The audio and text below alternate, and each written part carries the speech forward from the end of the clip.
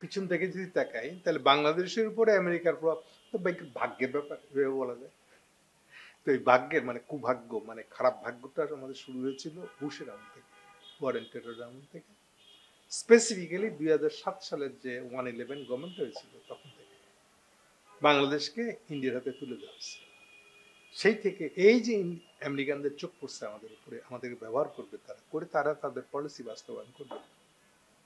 এর প্রথম ঘটনাটা ছিল 1/11 আসলে।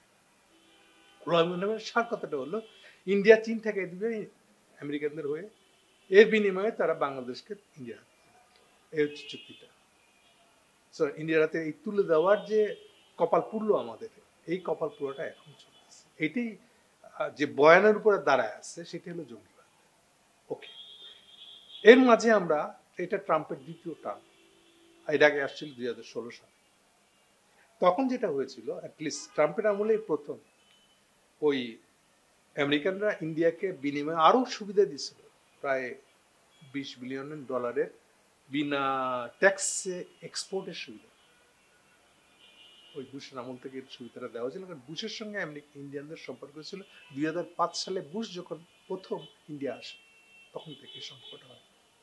এই বিশেষ সম্পর্কটা যে ইন্ডিয়াকে ব্যবহার করবে চীনের বিরুদ্ধে, সেই জন্য আমেরিকানদের এই যে উদ্যোগটা, এটা শুরু হয় 2005 সাল থেকে। 7 সাল আমরা জাস্ট ওটা নমুনা দেখছি মাত্র। তো এটা মনে করার কারণ নাই যে ইন্ডিয়ার সাথে সম্পর্কটা ভারতে কেবল 7 সালে হয়েছে, না, এটা 5 সালে যখন, তারও আগে হয়েছে অ্যাকচুয়ালি। ওদের প্রথম ইয়ে ছিল যে 7 সালে মানে 1 সালের পর থেকে, 1 সালে বুশ ক্ষমতা আসে, ক্ষমতা আসার পরে তাদের প্রথম লক্ষ্য হলো যে এইটা তো একটা সোভিয়েত ইউনিয়ন ভেঙে যাওয়ার পরেকার দুনিয়া, ফলে ইন্ডিয়ানদের তাবৎ অস্ত্র সব কেনা আছে সোভিয়েতদের কাছ থেকে, এবং ইন্ডিয়ানরা এরপরে আর কখনো, সেই যেদিন থেকে তারা পারমাণবিক অস্ত্রের দাবিদার মানে হোল্ডার হয়েছে, তারপর থেকে তারা আমেরিকানদের সাথে কখনো সম্পর্ক করাটা ঘনিষ্ঠ করে। আর আমার ক্ষেত্রে একবার খুব খারাপ অভিজ্ঞতা আছে, বিশেষ করে আইসেন হওয়ারের আমলে, ওই যেখান থেকে দালাই লামার কাহিনী ঘটছে, আমি এত ডিটেল যেতে যাচ্ছি না। দালাই লামাকে যখন আশ্রয় দিতে আসলে 62 সালে চীন পাল্টা গিয়ে আসাম দখল করে নিয়ে বসেছিল 1 মাস 1 দিন, সেসব ঘটনা সেই সময় করে। এই ঘটনার সূত্রপাত কিন্তু তখনও তারা আমেরিকা খেদমত করতে গেছিল, গিয়েই মাইরটা খাইছিল নেহরু। নেহরু মার খাওয়ার পরে আবার হিন্দি চাই না ভাই ভাই বলে আবার দ্রুত মিটমাট করে দিতে হয়েছিল তাকে। এরপর থেকে তারা আর কখনোই আমেরিকার সাথে কাছে যায় নাই। এটা শুরু হয়েছিল আপনার 2001 সাল পর থেকে। এই বুশ এটা নিয়ে আগ্রহ করছিল, তখনও চীনের প্রসঙ্গটা এত স্পষ্ট হয়, পরবর্তীকালে এটা স্পষ্ট হয়। আমি সরাসরি চলে আসি, আমাদেরকে বিক্রি করে দেওয়া ইন্ডিয়ার কাছে, এটা শুরু হয়েছিল। সবচেয়ে খারাপ উদাহরণ তৈরি করছিল আমেরিকানরা, পথ পরিক্রমায় গেছে, আমেরিকানদের দিনটা ভালো যায় নাই। প্রথম সমস্যা তৈরি হয়েছে যে আসলে কি বাংলাদেশকে বেঁচে দিয়ে চীন ঠেকানোর জন্য ইন্ডিয়া কিছু করতে পারবে? এই প্রশ্নটা যদি এখন আমেরিকান মানে যারা থিঙ্ক ট্যাঙ্ক করে বেড়ায় সেই মনের কাছে জিজ্ঞেস করি, সেই মনের কাছে উত্তর নেই। এটা চরম ভাবে প্রকাশিত, একদম উন্মোচিত ন্যাংটা হয়ে গেছে আসলে বাইডেনের আমল এসে। আচ্ছা, তার আগে বলতেছিলাম যে এরপর ওবামার আমল গেছে, বুশের পরে প্রত্যেকে 8 বছর করে ক্ষমতা ছিল। ওবামার পরে আসছে ট্রাম্পের প্রথম যুগ ছিল। প্রথম যুগে সে পুরনো সব সম্পর্ক ত্যাগ করে দিয়ে ওই যে বাণিজ্য সুবিধা যেটা দেওয়া হয়েছিল, ওই কার্টেল ওই এক্সট্রা সুবিধা সব বাতিল করে দিল। দেওয়ার পরে বাকিটা ছিল আসলে সে বাংলাদেশে কোন সরকার থাকে না থাকে এটা নিয়ে ট্রাম্পের কোনো স্পেসিফিক কোনো চাহিদা ছিল না। পরবর্তীকালে মোদির খাতির করতে যাওয়ার কারণে, আচ্ছা তুমি এখন যারা ইন্ডিয়ান আমেরিকানরা আছে তাদের ভোট পাওয়ার জন্য তোমাকে একটা হেল্প করে দিই আমি, তাহলে তুমি এবার একটু এসে আমাকে পিচ্চাপটা দিয়ে যাও। এই ছিল মোদির সাথে ট্রাম্পের একটা সম্পর্কের যুগ ওই আমলে। কিন্তু এটা ডাইরেক্টলি বাংলাদেশকে ইম্প্যাক্ট ফেলে নাই, বা বাংলাদেশের প্রসঙ্গ ওদের দুজনের সম্পর্কের মাঝে ছিল না।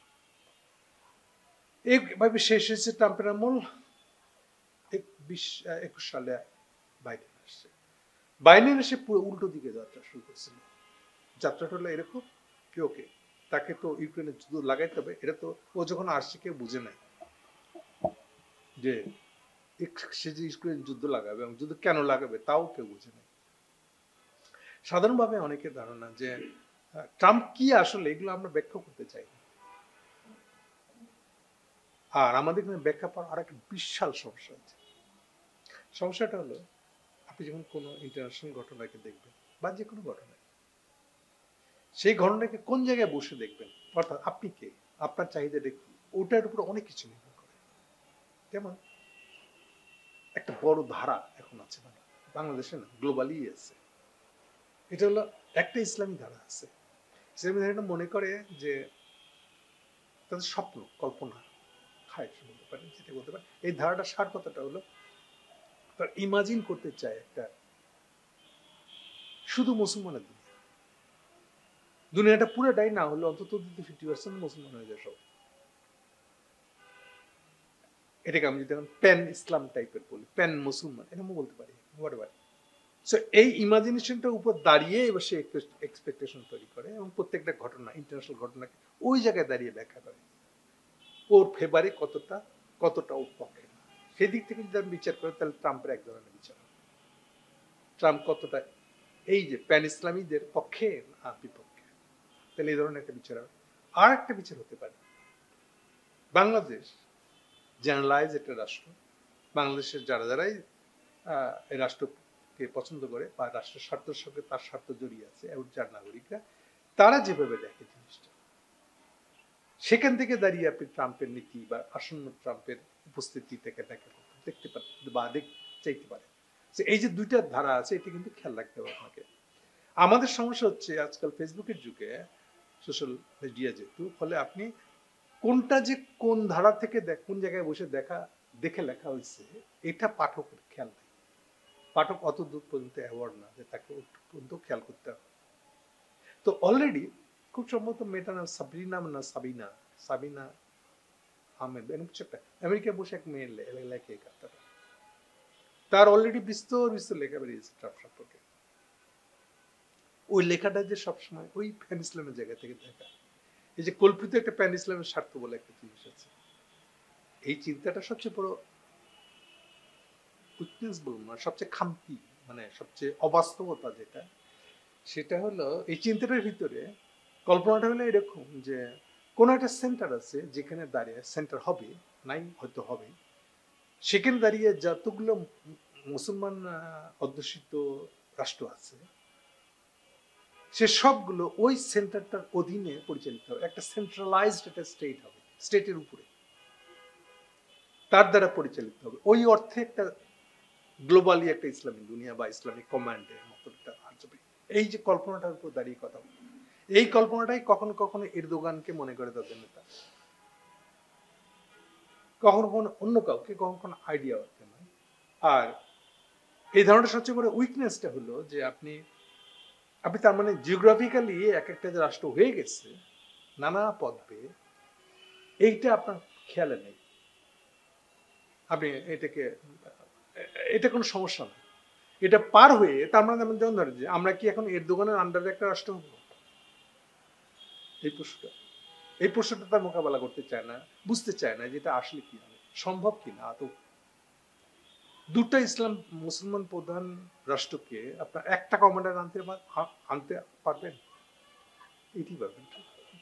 আর এই যে রাষ্ট্রের ভাগটা হয়ে গেছে, আপনি চাইলেও এটা বুঝতে পারবেন না। সবচেয়ে ভালো উদাহরণ হলো যেমন দেখেন কুর্দিরা কি আসলে, কুর্দি একটা আপনি যদি এথনিক জাত বলেন, এই এথনিক জাতিটা ভাগ হয়ে গেছে তিনটা বা চারটা রাষ্ট্র, সিরিয়া, তুরস্ক, ইরাক, মেইনলি তিনটা রাষ্ট্রের মধ্যে ভাগ হয়ে গেছে। এখন তিনটা কিন্তু আলাদা আলাদা রাষ্ট্র। কুর্দিরা বলতেছে তারা কুর্দি ন্যাশনালিজমের ভিত্তিতে একটা রাষ্ট্র চায়। Is it possible? উত্তর হচ্ছে না, এটা কখনো পসিবল। কেন? কারণ এরদোগান যদি ছেড়েও দেয় তো এরদোগান তো ক্ষমতা থাকতে পারে না আজীবন। আর ওর দেশের লোক বলবে তুমি আমার রাষ্ট্র অর্ধেকটা দিয়ে দিচ্ছ, তুমি তো আমার স্বার্থের লোক। এই সেম কথাটা সিরিয়ার ভাষাকে বলবে, ইরাককেও বলবে। সো এই যে জিওগ্রাফিটা ভাগ হয়ে গেছে, রাষ্ট্র যেভাবে গড়ে উঠছে গেছে, এটাকে আপনি আবার ফিরে ন্যাশনালিজমের কারণ এথনিক ন্যাশনালিজম দিয়ে এটাকে আবার জড়ো করবে, এটা অসম্ভব। রেদার গ্লোবাল ট্রেন্ডটা উল্টা, এথনিক ন্যাশনালিজম, এই যেটাকে আমি বলছি এথনিক ন্যাশনালিজম, এটা আমাদের এখানে হিন্দুত্ববাদীরা বলে যে সাম্প্রদায়িকতা। এই যে ধর্মভিত্তিক ভাগ করছে না তারা, জিন্নাকে দোষ দেয়। তো ওরা যেটা বানাইছে সেটা কি? ওটা তো এথনিক মানে ধর্মীয় ন্যাশনালিজম। হিন্দুত্ববাদের রাষ্ট্র হলো ভারত, হিন্দুত্ববাদের ভিত্তিতে ভারত রাষ্ট্র বানানো হয়েছে। 1885 সালে কংগ্রেসের জন্ম হয়েছে এই কারণে, যে কারণে 20 বছরের মধ্যে ওটা ভেঙে চলে আসছে। মুসলমানরা মনে করছে এর ভিতরে আমার রাষ্ট্র, আমার স্বার্থ হবে না।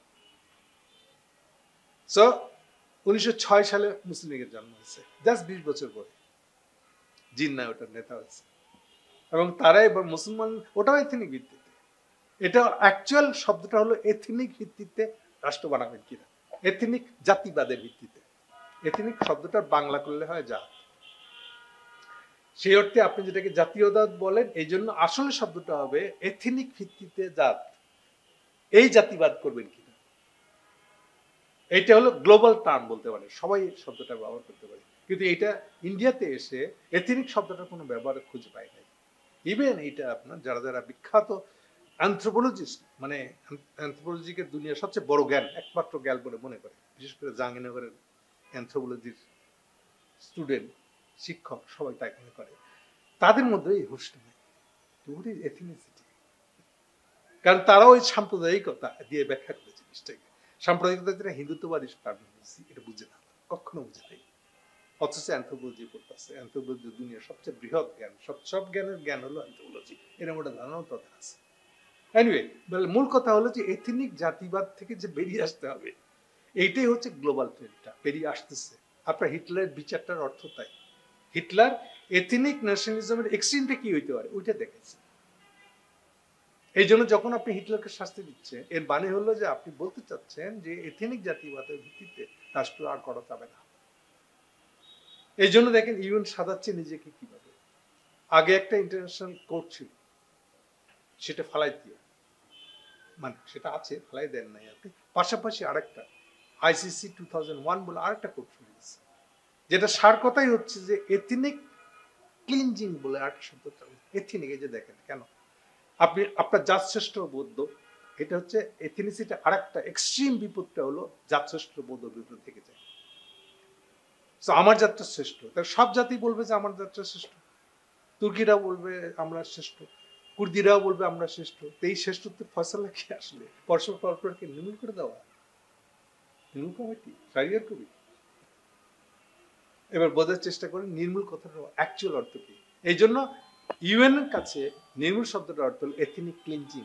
এনিবডি যে এথনিক ক্লিনজিং এর পক্ষে বা বিপক্ষে আর্গু করে, তাদেরকে কন্ট্রোল করতে হবে। তাদেরকে শুধু কন্ট্রোল না, এই যে সর্বশেষ মিলোসেভিচকে যে তার শাস্তি দিয়েছে কসোভোর ঘটনার কারণে। সো এথনিক ক্লিনজিং হচ্ছে হোল গ্লোবের জন্য সবচেয়ে বড় থ্রেট। এথনিক ক্লিনজিং এর সার কথা হচ্ছে এই এথনিসিটি, ধর্মীয় জাত বা এনি জাত ভিত্তিক জাতিবাদ।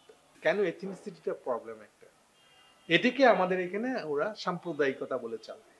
মানে মুসলিম হিন্দুরা আনটাচ থাকবে, তাদের বিরুদ্ধে কেউ কিছু বলতে পারবে না, এটা হচ্ছে সাম্প্রদায়িকতার ব্যাখ্যা। কিন্তু অ্যাকচুয়ালি ইন্টারন্যাশনালি বা জবে থেকে অ্যানথ্রোপোলজি শব্দটা চালু হয়েছে, এটা অ্যানথ্রোপোলজির একটা ক্যাটাগরি। এথনিসিটি অ্যানথ্রোপোলজি সাবজেক্টের একটা ক্যাটাগরি। তাহলে অ্যানথ্রোপোলজি সাবজেক্টের জায়গায় দাঁড়িয়ে যদি কোনো ইউনিভার্সিটি লেভেলে, একাডেমিক লেভেলে যদি এটা নিয়ে কথা বলতে হয়, তাহলে আপনি যে টার্মটা ইউজ করতে হবে ওটা হলো এথনিসিটি। কিন্তু আমরা কি করতেছি, আমরা সাম্প্রদায়িকতা বলে চালাইছি আমরা। এবং লোকালি এই সাম্প্রদায়িকতা বলে 2-4টা পিএইচডি ওয়ালাও আসছে, আছে, আমি খোঁজ নিয়ে দেখছি। কারণ এরা তো বাইরে কোথাও সাম্প্রদায়িক শব্দটাই তো নাই। বাংলাদেশ বা ইন্ডিয়ার বাইরে কোনো দেশে সাম্প্রদায়িক শব্দটা কি এই বলে তো কোনো ধারণাই নেই। এনিওয়ে, তাহলে যে কথা বলতেছিলাম যে আপনার এথনিসিটির প্রবলেমটা আসলে মূল। সো এথনিসিটির জায়গা থেকে দেখে কোনো জিনিসের সমাধান খুঁজতে চাওয়াটা একটা আগামী দিনের দুনিয়া যা টিকবে না তার পক্ষে কাজ করে। সো আগামী দিনের টেন্ডেন্সিটা হচ্ছে তাইলে কি, যে আপনার ভূখণ্ডে যেই থাকুক আপনার সবাইকে সমান অধিকার দিয়ে একটা রাষ্ট্র বানাইতে হবে, এটা হচ্ছে সলিউশন। সেখানে আপনি উল্টা যখনই আপনার এথনিক ধর্মীয় জাতশ্রেষ্ঠত্ববাদের জায়গায় চলে যাবেন, সো এটা জাস্ট পানিতে ঢালা। আপনার যে জীবনের তাবৎ কামাই সঞ্চয় যদি আপনি পানিতে ফালাই দেন, তাহলে যা হবে এটা তাই। কিন্তু এটা আছে, তাহলে এই জায়গা থেকে দেখা ট্রাম্পকে একটা টেন্ডেন্সি আছে, ওটাকে ফেলে আপনাকে পার হয়ে যেতে হবে। সো একটা সোজা, যেহেতু বাংলাদেশে আমরা আছি, তারা আমাদের স্বার্থের দিক থেকে ট্রাম্পের অবস্থাটা কি সেটা ব্যাখ্যা করবে। ওকে, প্রধান কথা হলো তার মানে একটা কালপ্রিট একটা অন্যায়কারী, অপরাধী, একটা জুলুমবাজ এই জায়গায় অবশ্যই আমেরিকা, যে আমেরিকা বাংলাদেশকে ইন্ডিয়ার হাতে বেঁচে দিচ্ছে। সো এই জন্য বাংলাদেশের ভিতরে খুব এটা তথস্থ হয়ে থাকি আমরা যে আচ্ছা এই যে আবার সরকার বদল হলো, এটি কি আবার প্রো ইন্ডিয়ান একটা গভর্নমেন্ট হবে না? মানে ট্রাম্প কি প্রো ইন্ডিয়ান হবে, হয়ে আমাদের উপর আবার অত্যাচার করবে? এই আশঙ্কাটা বাংলাদেশের ভিতরে আছে। এখন এই প্রশ্নের উত্তর দিতে যাওয়ার জন্য এত কথা বলছিলাম আমি, যেটা সুনির্দিষ্ট করে কিছু বলি। ট্রাম্প কি ধরনের মানুষ? না, এই এথনিসিটি কিন্তু ছাড়বে না আপনাকে, আরো আছে এটার ভিতরে। এই এথনিসিটির আর এক এক্সটেন্ডেড পার্ট হলো ন্যাশনালিজম। এই যে জাত ভিত্তিক এটা রাষ্ট্র বানানোর খায়স তো অরিজিনালি। সো এই জাতের ভিত্তিতে ইকোনমি সাজাবেন আপনি, সেটা আবার কেমন? এটাকে টার্মিনোলজিটা আমি ইউজ করি এথনিক ইকোনমিক ন্যাশনালিজম বলে। ন্যাশনালিজম আমরা সবাই চিনি কম বেশি। ন্যাশনালিজমটাই আসলে এতক্ষণ যে কথাটা বললাম, এথনিক ন্যাশনালিটি বা এথনিক ন্যাশনালিজম, যেটা ওটাই ন্যাশনালিজম আসলে প্রচলিত। এইটিকে আবার কমিউনিস্ট আরো বড় করে এটা ভালো করে শোভা দেয়, এমন করে সাজাটা যায়। জাতি রাষ্ট্র শব্দটাকে বানাইছে জাতীয়তাবাদী রাষ্ট্র। জাত রাষ্ট্র কি করে জাতীয়তাবাদী হয়ে গেছে, এটা হলো কমিউনিস্টদের অবদান। অরিজিনে এটা নেশন স্টেট ধারণা হিসেবে ছিল ইউরোপে। ইউরোপের সব দেশে নেশন স্টেট বলতে এটাই বোঝাতো, যেটাকে আমি এতক্ষণ এথনিক জাতের রাষ্ট্র বলতেছি। এটাকে এরা জাতীয়তাবাদ হিসেবে নিয়ে আসছে। আমি সেই জাতীয়তাবাদ এটা অপ্রয়োজনীয় আসলে। ওরা জাতীয়তাবাদ বলে আমরা একটা ধারণা নিয়ে আসতে চাই যেটা কমিউনিস্টদের ফ্রেন্ড। আসলে কমিউনিস্ট ওটার সাথে সহনশীল, ওটার সাথে কাছের লোক হিসেবে মনে করতে পারে। ওরা জাতিবাদ শব্দটা একটু অস্বস্তিকর দিচ্ছে। তো ফলে 45 পরে, 45 মানে সেকেন্ড ওয়ার্ল্ড পর থেকে যে কমিউনিজমটা বাজারে হাজির হওয়ার সুযোগ পেল, তারা জাতিবাদ শব্দটাকে বদলে জাতীয়তাবাদ বানাইতেছে আর কি। অতটুকুই সফল। কেন? এটা ভাবেন না যে আমি ইচ্ছে করে এইসব কমিউনিজমের এত এত বাজে কাজগুলোকে সামনে আনতেছি। হেভিলি এটা রিলেটেড। এই রিলেটেড ব্যাপারটা হলো যে তারা, ট্রাম্পের মূল বৈশিষ্ট্য হলো, এক কথায় যদি বলি, লোকটা হলো একটা ইকোনমিক জাতিবাদী, ইকোনমিক ন্যাশনালিস্ট। কেন ইকোনমিক্সটা দেখতে আবার কেমন? ন্যাশনালিজম দেখলাম না, জাতি রাষ্ট্র তো দেখলাম আমরা, আমার জাতি ভিত্তিতে এথনিক ভিত্তিতে একটা রাষ্ট্র বানাবেন, এই হচ্ছে জাতীয় রাষ্ট্রের ধারণাটা সর্বদা। আর তাহলে আবার এথনিক ন্যাশনালিজম জিনিসটা কি, মানে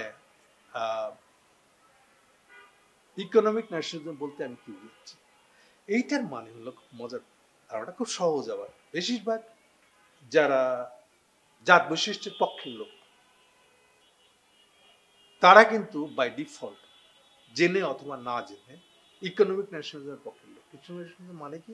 ইকোনমিক মানে হলো বাইরে থেকে কিছু নিব না। বাইরে মানে আপনার দেশের ভূখণ্ডের বাইরে থেকে কিছু আমদানি করবে, যা যা আপনার দেশের লোক বুক করে সব দেশেই বানাবে। শুনে কিন্তু খুব সবার আপ্লুত হয়, বাবা ভালো একটা কথা বলছি তো, নিজেরাই রাখবো নিজেই খাবো ধরনের একটা ব্যাপার হলো, তাহলে তো কার উপর ডিপেন্ড করার দরকার নেই। নিশ্চয়ই এটা খুবই ভালো জিনিস, এই জন্য এটা জাতিবাদী। তাহলে এটা প্রবলেমটা কি আসলে?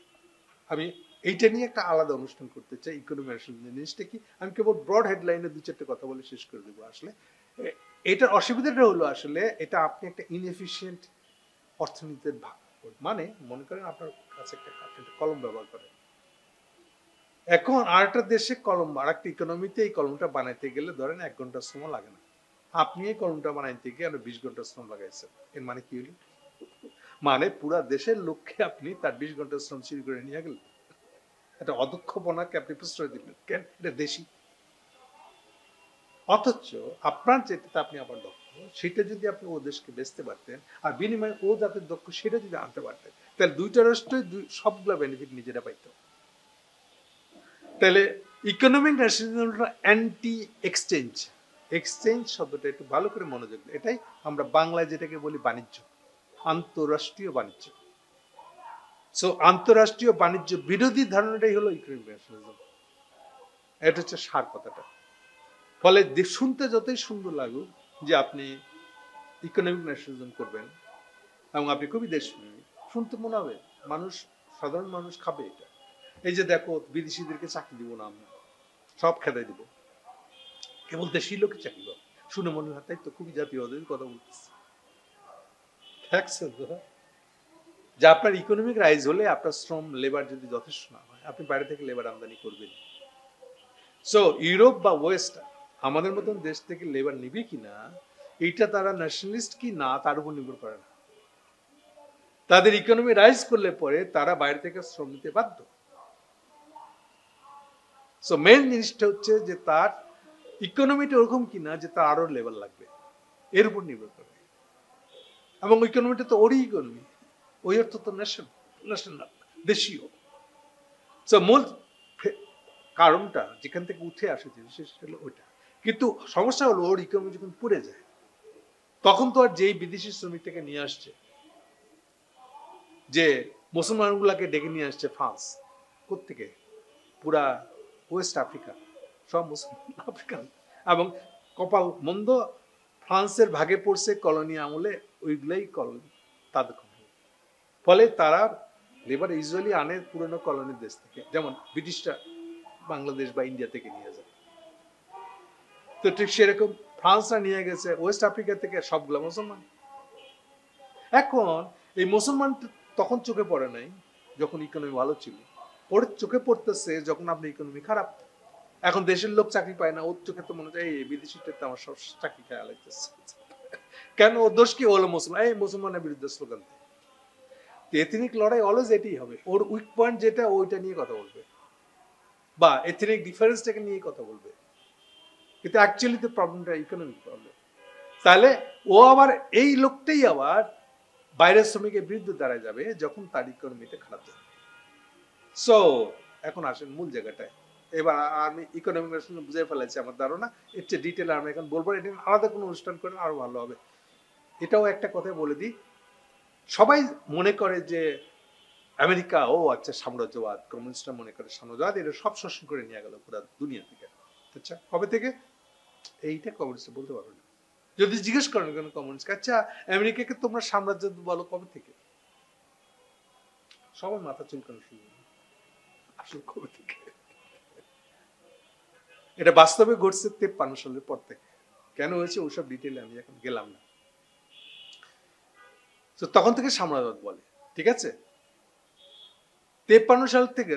কিন্তু এমন আর ভাব করে যে আজীবন তারা সাম্রাজ্যবাদ বলতো, আর আজীবন বড় তারা কমিউনিস্ট ছিল। সোভিয়েত ইউনিয়ন মানে সোভিয়েত ইউনিয়নই হয়েছে তা আসলে 1922 সালে, 1917 সালের রাশিয়ান বিপ্লবের পরে। 17 সালের আগে কোনো কমিউনিজম নাই তো, আসলে রাষ্ট্রই নেই। তাহলে 17 সাল থেকে যে কমিউনিজমটা চালু হচ্ছে তারপরে ধারণা শব্দ এগুলো হলো এরকম। ওকে, তাহলে এখন সেটা এখন জরুরি কেন? কারণ এই কমিউনিস্টরাও কিন্তু বেসিক্যালি যা আর্গু করে এটাও ইকোনমিক ন্যাশনালিজমের সবচেয়ে বড় উদ্গাতা সাপোর্টার হলো আসলে কমিউনিস্ট। অদ্ভুত লাগবে শুনতে আপনার কাছে, এটা তো কখনো চিন্তা করে দেখিনি। তাহলে এবার কেন ওরা জাতীয়তাবাদ বলে একটা সুন্দর শব্দ নিয়ে আসলো, কেন জাতিবাদ শব্দটাকে ফেলে নেশন স্টেট ধারণাটাকে ফেলাই দিল? তারা ইউজ করে না, কমিউনিস্ট ইউজ করে না। কিন্তু অসচেতন অনেক কমিউনিস্ট করতে পারে লোকাল, কিন্তু গ্লোবালি বা যারা বড় বড় কমিউনিস্ট নেতা তারা কখনো ইকোনমিক নেশন স্টেট শব্দটা ইউজ করে না, জাতীয়তাবাদ শব্দটা ইউজ করে। ওই জন্য ইকোনমিক ন্যাশনালিজমের চিন্তা তাদের প্রমাণ যে তারা ইকোনমিক ন্যাশনালিস্ট। তারা যে ইকোনমিক ন্যাশনালিস্ট তার সবচেয়ে বড় প্রমাণ হলো স্টালিন। আরো নির্দিষ্ট করে বললে কার্ল মার্ক্সকে আপনি মাফ করে দিতে পারবেন, যে যেহেতু লোকটা ভাই ঠিক আছে তখনও তো রাষ্ট্র গড়ে উঠে নাই, কমিউনিস্ট ইকোনমি কি হবে তাও আমি কোনো ধারণা দেখতে পাই নাই। ফলে উনি বাণিজ্যের বিরোধী না আন্তঃরাষ্ট্রীয় বাণিজ্যের বিরোধী না বিরোধীর পক্ষে ছিলেন আমি তো খুব একটা ভালো জানি না, সত্য। প্লাস এই যে আমি এক্সচেঞ্জের ধারণা বললাম, বিনিময় বাণিজ্যটাকেই ফাইনালি আমরা যে শব্দ দিয়ে পরিচিত আমরা সেটা হলো বাণিজ্য। পণ্য বিনিময় হচ্ছে আন্তঃরাষ্ট্রীয় পণ্য বিনিময়। আন্তঃরাষ্ট্রীয় পণ্যের ধারণাটা খুব এলাবোরেট করেন নাই কার্ল মার্ক্স, কিন্তু এক্সচেঞ্জের ধারণা ওনার নিজেরই ডেফিনেটলি, এবং এটা খুব কালজয়ী ধারণা নিঃসন্দেহে। কিন্তু স্টালিন যেভাবে এটা ইউজ করছে, উনি হলেন প্রথম ইকোনমিক ন্যাশনালিজমের জন্ম দেওয়ার উদ্গাতা। অর্থাৎ মার্ক্সবাদীকে বা কার্ল মার্ক্সের ধারণাটা যেন ছিল আন্তঃরাষ্ট্রীয় বাণিজ্যের বিরুদ্ধে যাওয়া। অর্থাৎ সুবিধা ছিল তার যে যেহেতু সোভিয়েত ইউনিয়ন ভাঙিয়ে হয়েছে 15 রাষ্ট্র, তাহলে বুঝতে পারেন যখন একসাথে ছিল এটা কত বড় রাষ্ট্র ছিল। ফলে ওর পক্ষে এটা কল্পনা করা সম্ভব, নিজেই বানাবো নিজেই খাবো, অর্থাৎ আমি আন্তঃরাষ্ট্রীয় বাণিজ্যের মধ্যে যাব না। এটা বাস্তবায়ন করার সুযোগ ছিল আসলে, অদক্ষপনা ডেফিনেটলি ছিল, কিন্তু বাস্তবে সম্ভব কিনা। এত ধরনের পণ্য, যেমন বাংলাদেশে বহু দেশ আছে, দেখেন একটা কারখানার মধ্যে একটাই কেবলমাত্র এই সিম্পল একটা পেরেক লাগে, এটা বিদেশ থেকে আসতে হয়, এরকম আছে। তাহলে এই যদি আপনি বিদেশ থেকে কিছু নেবেন না যদি ধারণা করেন, তাহলে ওই কারখানা বসাতে পারবেন না। এটা হচ্ছে আজ এই কালের দুনিয়ার সমস্যা। তো তাইলে আপনি এই যে পণ্য, বিদেশি পণ্য নিবেন না, এটাতে কোনো কাজের কথা হলো না, প্র্যাকটিক্যাল কথা হলো না, এটা এই কালে মানুষ বুঝতে পারে। কিন্তু স্টালিন এই ইকোনমিক ন্যাশনালিজমের জন্মদাতা, তার এত বড় রাষ্ট্র ছিল বলে এটা। ফলে আন্তঃরাষ্ট্রীয় বাণিজ্য বলে কোনো ধারণা কমিউনিস্টদের মধ্যে, ব্যবহারিক কমিউনিস্টদের মধ্যে কখনো ছিল না। ওখান থেকে আসছে আসলে আন্তঃরাষ্ট্রীয় বাণিজ্য বা বাণিজ্য বিরোধী আলোচনাটা। এই কারণেই তারা 45 সালের পর থেকে যে আন্তঃরাষ্ট্রীয় বাণিজ্য বলতে যে দুনিয়াটা তৈরি হয়ে গেল, এইটাকে ওরা চিনাইতে পারলো, এইটা হলো সাম্রাজ্যবাদ। এইটাই আবার ইকোনমিক ন্যাশনালিজম, তার মানে কমিউনিস্ট হলো ইকোনমিক ন্যাশনালিজমের উদ্গাতা। বাংলাদেশের সব মানুষের মধ্যে নানাবিধ জাতিবাদী, তারা সবার ভিতরে একটা এই আন্তঃরাষ্ট্রীয় বাণিজ্য বিরোধী মানে ইকোনমিক ন্যাশনালিজমের টেন্ডেন্সি সবার ভিতরে আছে, কারণ প্রত্যেকটা জাতিবাদীর ভিতরে এই ধারণাটা আছে। এই যে আমরা কিছু হলেই বলি পণ্য বর্জন করে দাও, পণ্য বর্জনটা ওইটারই ছোট ভার্সন, কিন্তু ফ্যাক্টস হলো আমেরিকান থেকে রীতিমতো পরীক্ষা নিরীক্ষা করে ফাইনালি বুঝতে হয়েছে যে কোন পদ্ধতিতে গ্লোবালি আন্তঃরাষ্ট্রীয় বাণিজ্য চালু করার ভিতর দিয়ে একমাত্র আমরা টিকে থাকতে পারি। এই আলাপটাই আমি ডিটেইল করতে চাই অন্য এক সময়, যেটা বলতেছি। ওকে, তাহলে এই জায়গায় দাঁড়িয়ে এখন যেটা বলতে যাচ্ছি যে ট্রাম্পের মেজর নীতিটা কি। ট্রাম্পের মেজর নীতি হচ্ছে সে ইকোনমিক ন্যাশনালিজম করবে। কিরকম? সে বলতে যাচ্ছে, যেমন নির্বাচনের সময়ই সে ঘোষণা দিয়েছে তার নীতি কি হবে, প্রত্যেকটা দেশের উপরে এক্সট্রা 10%, প্রত্যেকটা দেশের মানে প্রত্যেকটা দেশের পণ্যের উপরে যা আমেরিকায় যায় এমন সব পণ্যের উপর 10% ট্যাক্স ধরা হবে। আর চীনের উপরে তো বেশি করে 60%, 60। এবং সবাই ভাবতেছে যে আগের বার ট্রাম্প আসছিল যখন চীনের উপরে ট্যাক্স ধরছিল, আমরা ইউরোপে থাকি, আমাদের উপর তো ধরে নাই, সো আমাদের ফ্রেন্ড ট্রাম্প বা আমেরিকা, তাদের জন্য দুঃখের সংবাদ। এবার ট্রাম্প কোনো বাদ বিচার করবে না, ইউরোপিয়ান ইউনিয়নের উপরেও 10% পারলে কেউ কেউ বলতেছে 18% বলতো ট্যাক্স। এই হচ্ছে তাহলে ইকোনমিক ন্যাশনালিজমটা বোঝার চেষ্টা করেন এখানে। তাহলে ট্রাম্প ঘুরে যেতে চাচ্ছে যে আমি ইকোনমিক ন্যাশনালিজম করবো। এবার হেডলাইনটা বলে দিই আগে। হেডলাইনটা হলো, দুনিয়া এখন যে জায়গায় চলে গেছে এটা একেবারে অসম্ভব যে আপনি কোন ইকোনমিক ন্যাশনালিজমের দেশ বানায় টিকে থাকতে পারবেন। কখন থেকে? যখন থেকে আপনারা গ্লোবালাইজেশন এই শব্দটা শুনেছেন। গ্লোবালাইজেশন পুরো দমে চালু হয়ে যায় 1980 থেকে। এটাই আমাদের বাংলাদেশে রপ্তানিমুখী নারী শ্রমিক বা গার্মেন্টস যেটাকে বলছি আপনারা, এটি গ্লোবালাইজেশনের বাংলাদেশ অংশ।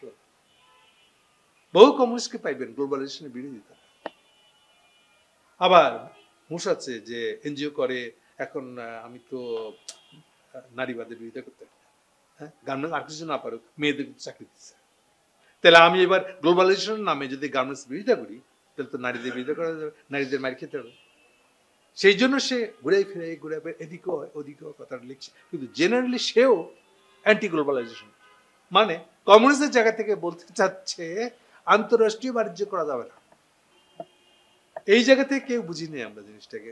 আমরা ভাবছি যে এটা শোষণের ব্যাপার, সাম্রাজ্যবাদিতার ব্যাপার বোধহয় গ্লোবালাইজেশন। তাহলে ট্রাম্প কেন এখানে এই যুগে এসে, কোথায়, কখন?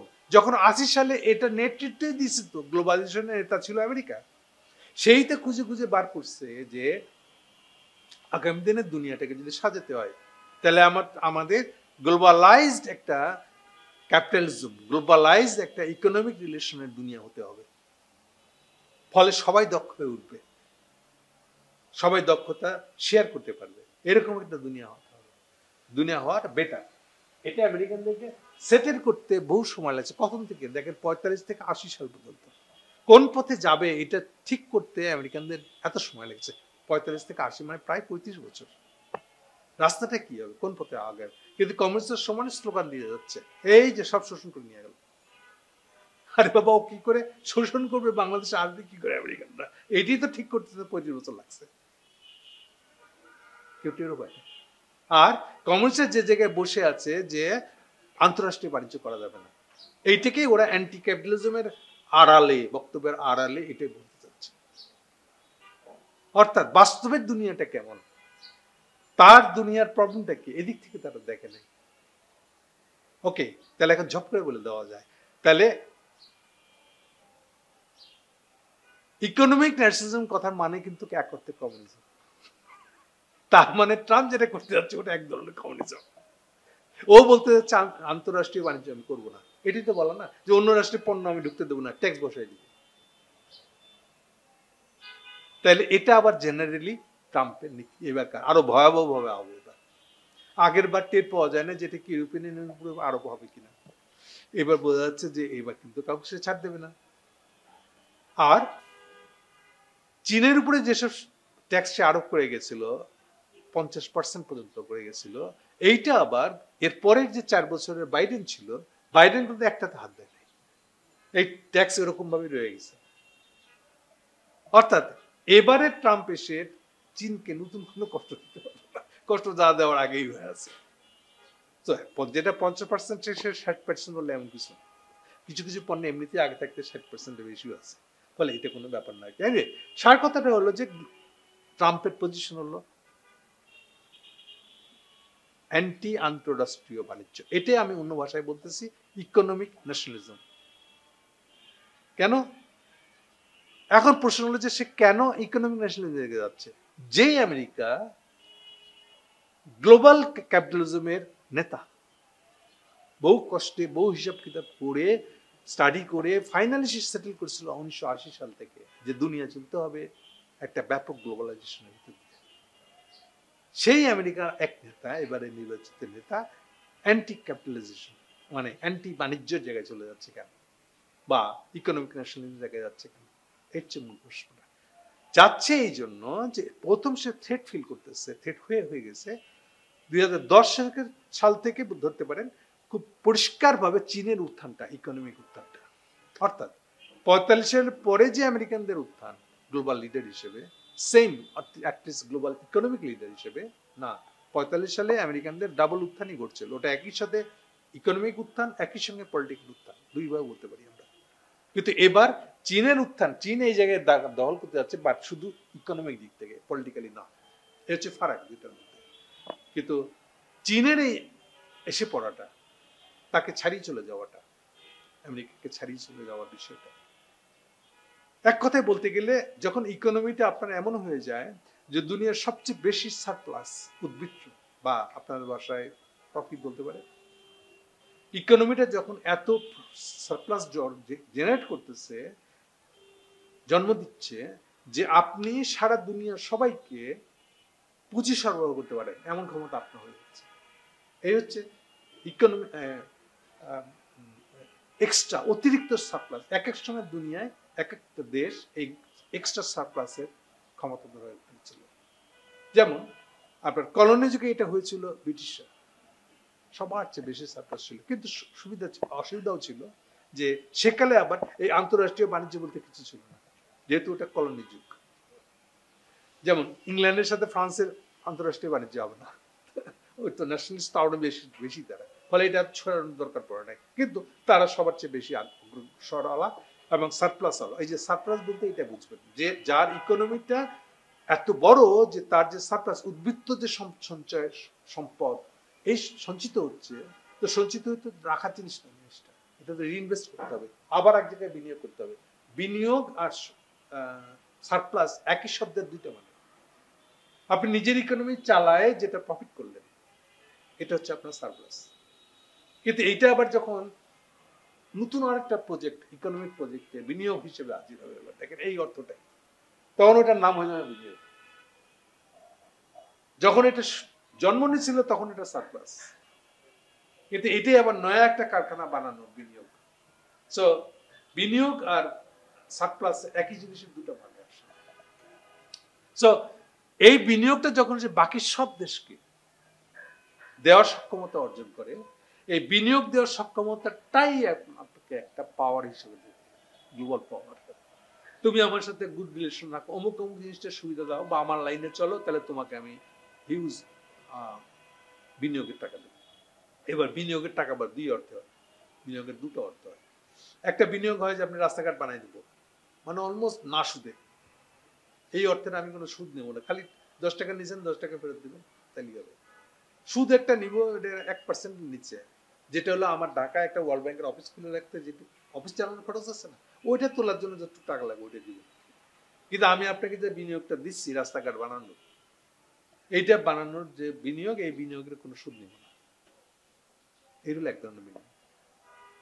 এটাকে বলে ইনফ্রাস্ট্রাকচার বিনিয়োগ, অবকাঠামোগত উন্নয়ন। এইটারই আরেকটা শব্দ আমাদের এখানে পরিচিত, কমন মানুষ, গ্রামের মানুষও চিনে, এটা হলো উন্নয়ন। উন্নয়ন শব্দটা ওখান থেকে আসছে। উন্নয়ন শব্দটা পুরা ভেঙে বললে হয় যে ইনফ্রাস্ট্রাকচার ডেভেলপমেন্ট, এই ছিল পুরো শব্দটা, অর্থটা। আমরা ইনফ্রাস্ট্রাকচার শব্দটা বাদ দিয়েছি বড় শব্দ বলে, শুধু উন্নয়ন শব্দটা দিয়েছি ওখান থেকে। সো ইনফ্রাস্ট্রাকচার ডেভেলপমেন্ট হিসেবে দিই আমরা। আরেকটা হলো ডাইরেক্ট ইনভেস্টমেন্ট, অর্থাৎ আমি এবার আমার দেশের একটা ব্যবসায়ীকে দিচ্ছি, সে আপনার দেশে একটা কারখানা করছে, এটাকে আমরা এফডিআই বলি, ফরেন ডাইরেক্ট ইনভেস্টমেন্ট। এই দুই অর্থে বিনিয়োগ আপনার দেশে আসতে পারে। সো এই বিনিয়োগ দেওয়ার ক্ষমতা যখন হয়ে যায় ওই দেশটা, এই হলো চ্যালেঞ্জ তৈরি করে। সো এই চ্যালেঞ্জে পড়ছে এখন আমেরিকা। সো আমেরিকার 45 সালের পরে যে আমেরিকা ছিল, সে এই প্রথম তার প্রতিদ্বন্দ্বী চীনকে ফেস করতেছে। এইখান থেকে বাঁচতে গেলে সবার এক একটা দেখানোর নীতি ছিল, যেমন বাইডেনের একটা নীতি ছিল, এটাকে মোকাবেলা করবে কি করে। সে বলছিল যে ও একটা ইকোনমিক ন্যাশনালিজম, কিন্তু এটা কেউ বুঝে নাই। আবার কেমন ওটা ইকোনমিক ন্যাশনালিজম? ও বলতে যাচ্ছে একটা কাজ করি, দেখো একটা হিসেব নাও, যদি 1600 সাল থেকে ধরি, তাহলে 500 বছরের মধ্যে, নেক্সট 500 বছর দুনিয়াকে শাসন করতে আমরা 27 আমরা লোকেরা। দেখো চীনারা আসছে, আমরা লোক না, ওনারা এথনিসিটি জায়গা থেকে ব্যাখ্যা করছে। সো তুমি কি চাও যে এটা আবার আমাদের হাতছাড়া হয়ে যাক? ইউরোপিয়ান খুব রাজি হয়েছে, এটা কি তো বলছে। এই জন্য সে ইউরোপিয়ান ইউনিয়নকে সাথে নিয়ে চীনের বিরুদ্ধে, মানে রাশিয়ার বিরুদ্ধে, মানে ইউক্রেনের যুদ্ধে লাগিয়ে দিচ্ছে। এটা হচ্ছে তার লাগানো। এটাই হচ্ছে বাইডেনের ইকোনমিক ন্যাশনালিজমের ইন্টারন্যাশনাল অর্থে একই কাজ করতেছে। ট্রাম্প এটা করতেছে দেশ থেকে লেবার ভাগাই দিয়ে, দেশে বিদেশিদের পণ্য আসতে, বিশেষ করে চাইনিজ পণ্য আনতে দিবে না, ওই একটা অর্থে। তো এটা ইন্টারনালি লোকালি ইকোনমিক ন্যাশনালিজম। আর বাইডেনের ছিল গ্লোবালি ইকোনমিক ন্যাশনালিজম। এই হচ্ছে দুইটার মধ্যে পারে, কিন্তু দুইটাই ইকোনমিক ন্যাশনালিজম। কিন্তু দুটোরই মূল উৎস কোথায়? এই যে চীন আসতেছে থ্রেট হিসেবে আমাদের কাছে এখান থেকে।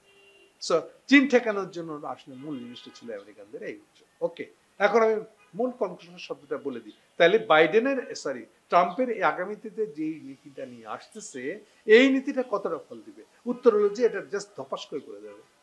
কেন? কারণ একটা তো স্বাভাবিক বোঝা যায়, যেমন আমরা যে পরিমাণ প্রত্যেকে নিজের জীবনে চিন্তা করেন, ডেইলি সে কি কি জিনিস ভোগ করছে, তার কয়টা বিদেশে তৈরি আর কয়টা দেশে তৈরি, সে দেখবে তার জীবনের একটা বড় অংশ, মোর দ্যান 50% সম্ভবত সে ডেইলি ভোগ করছে বিদেশি পণ্য, যা ইম্পোর্টেড। আজকাল সেই দিন নাই, যেমন ইন্ডিয়াতে এখন তুই এটা বিদেশি জামা কিনেছি বাবা, তুই তাহলে অনেক বড় লোক। এটা হচ্ছে ইকোনমিক ন্যাশনালিস্ট তো ইন্ডিয়া, ও যেন ওরা বিদেশি পণ্য ইম্পোর্টেড ব্যাপারটাকে দেখে, জাতে উঠা হিসেবে দেখে, যে ইম্পোর্টেড পণ্য ব্যবহার করে সে জাতে উঠা করে। গুলশান বলেন তাকাবো চোখে। আর আমাদের এখানে খুবই অভ্যস্ত হয়ে গেছে, আমরা অনেক আগেই বিদেশিদের সাথে পণ্য লেনদেনে আমরা একদম ঘনিষ্ঠ হয়ে গেছি, ফলে আমাদের কাছে এটা ইম্পর্টেন্ট। এনিওয়ে, তাহলে এই যে আপনি বিদেশি পণ্য ব্যবহার করে তো অভ্যস্ত হয়ে গেছে, তাহলে এই জিনিসটাকে আপনি কিন্তু বন্ধ করে দিতে চান, পারবেন? যেমন ট্রাম্পের প্রথমবারের পলিসিটা যখন সে 50-60% ট্যাক্স হচ্ছিল, কি কি জিনিসের উপর ট্যারিফ ট্যাক্স হচ্ছিল? আমেরিকায় কোন কোন জিনিস, চাইনিজদের কোন কোন প্রোডাক্ট বেশি চলে? এই যে এটাকে বলে হাউসহোল্ড অ্যাক্সেসরিজ। হাউসহোল্ড বলতে আপনি বাসায় একটা এসি লাগাচ্ছেন, বাসায় একটা ওয়াশিং মেশিন আছে, বাসায় একটা টিভি আছে, এগুলো হলো মিডল ক্লাসের খুবই কমন পণ্য। যখনই আপনার একটু অর্থ আয় হবে, আয় হবে, আপনাকে প্রথমে এই জিনিসগুলো কিনতে গেলে এসেন্সিয়াল জিনিস, এটা শৌখিনতা না।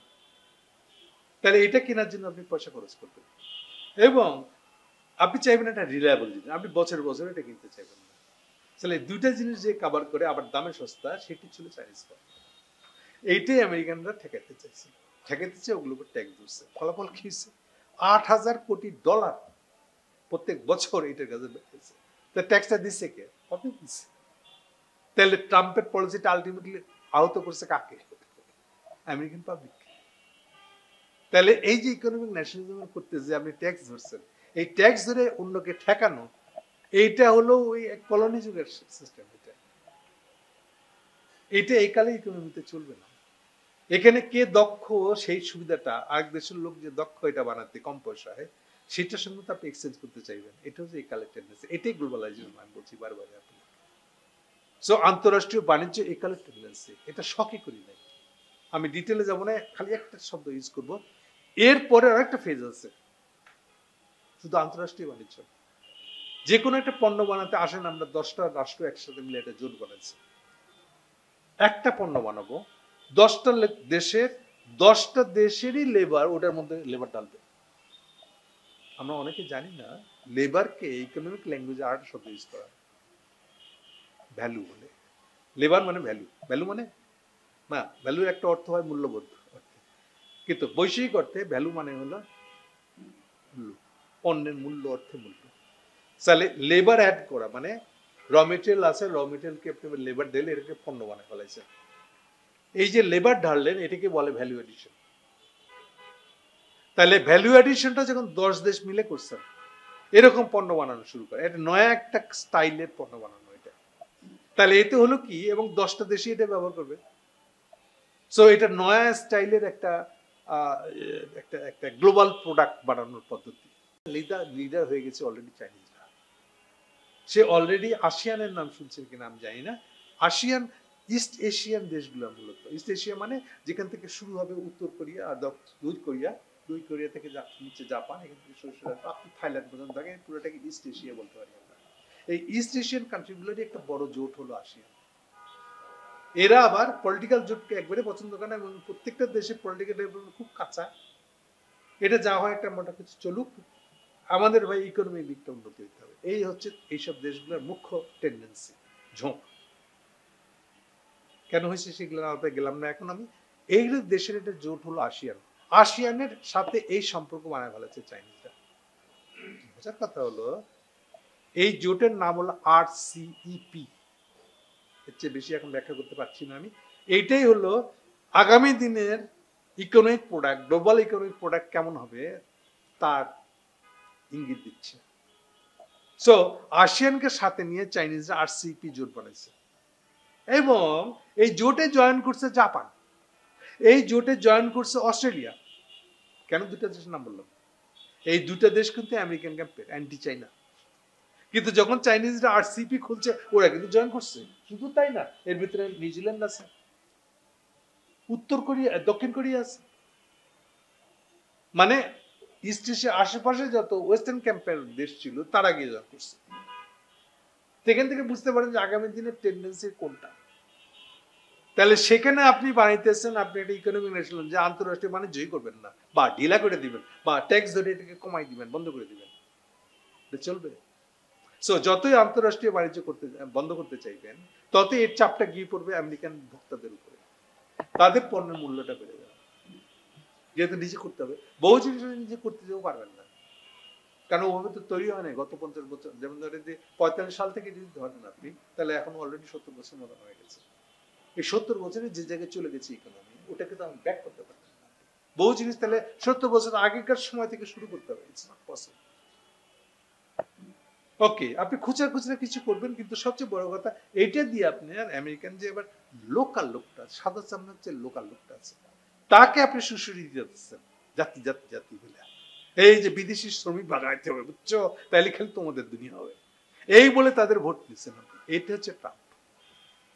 আশা করি ট্রাম্পের উত্থানের মূল জায়গাটা বুঝতে পারছি না। ওকে, তাহলে এখন আমাদের সুনির্দিষ্ট বাংলাদেশের বেলায় কি হবে, এটি তো আমাদের কনসার্ন আসলে। তাহলে এটার প্রথম ধাক্কাটা খাবে সেম একইভাবে ইন্ডিয়া। নিশ্চয়ই সে মোদিকে আমার কোলের লোক বলে, তুমি ট্রাম্পকে পূজা করো বলে তোমার বিজেপি RSS এর লোকটা ট্রাম্পকে পূজা করছিল গতবার, এর আগের ট্রাম্প, তো এবারে কি পূজা করবে? উত্তর হলো আমরা জানি না। শেষে আলোচনা শেষে বলবো আরো কত খারাপ জিনিস আসতেছে ইন্ডিয়ার জন্য। ওকে, তাহলে ইন্ডিয়ার সঙ্গে কি হবে? প্রথম কথা হলো ইন্ডিয়াকেও ফেস করতে হবে আন্তঃরাষ্ট্রীয় বাণিজ্য, অর্থাৎ ইন্ডিয়াকে যে ইম্পোর্ট এক্সপোর্ট করতে দিবে আমেরিকার প্রশ্নই আসে না। কারণ ওখানে তো 10% তো ইন্ডিয়া ভ্যালু ধরা পড়বে। ওকে, এখন সোজা আসল জায়গাটায় আসেন, ইন্ডিয়া সবচেয়ে বেশি আহত হবে কোন জায়গায়? কেন ট্রাম্পের সাথে ইন্ডিয়ার সম্পর্ক হবে না? আপনারা অনেকে ইলন মাস্কের নাম শুনেছেন, আপনাদের ভাষায় পরিচিত জায়গা থেকে, টুইটারের মালিক যে, এটা হচ্ছে তার পাবলিক পরিচয়, পাবলিক বেশি করে চিনে থাকে এইভাবে, কিন্তু অ্যাকচুয়ালি লোকটা বিলিয়নিয়ার। ডেফিনেটলি এখন যারা টপ যদি বলেন 4-5টা বিলিয়নিয়ার মাত্র, তো সে শীর্ষে একজন হবে। ওকে, সেই হলো তেলে চলা, মাটির নিচের তেলে চলা গাড়ির বদলে ব্যাটারি মানে বিদ্যুৎ চালিত গাড়ি ঝোঁক এসে গেছে, তার লিডার হয়ে গেছে চাইনিজরা।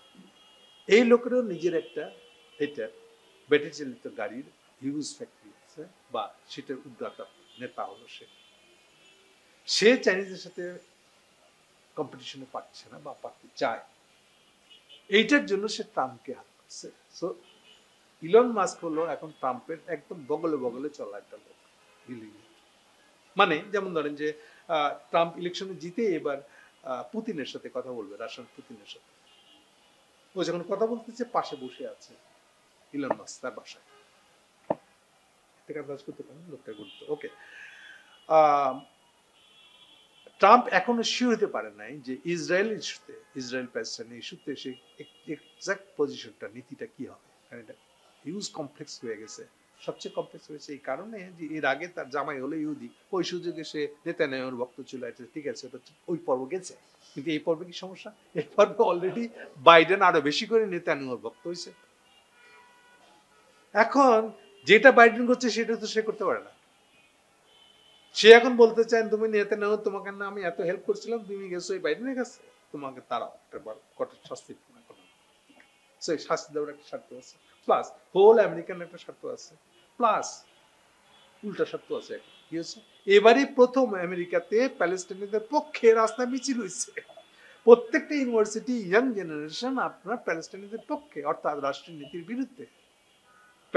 ইসরায়েলের রাষ্ট্রটা যে একটা সমস্যা, এটা প্রত্যেকটা ইয়াং জেনারেশন এবং ইউনিভার্সিটি তাদেরকে আটকে রাখতে পারতেছে না, সার্টিফিকেট আটকে একবার হুমকি দিয়েও তাদেরকে ঠেকাইতে পারতেছে না, এবং ইন্টেলেকচুয়ালদের ভিতরে বড় ধরনের হইচই নাড়াচাড়া পড়ে গেছে। ইভেন যারা ইহুদি তারা বলতেছে আমরা ইহুদি ডেফিনেটলি, কিন্তু আমরা জায়নিস্ট না।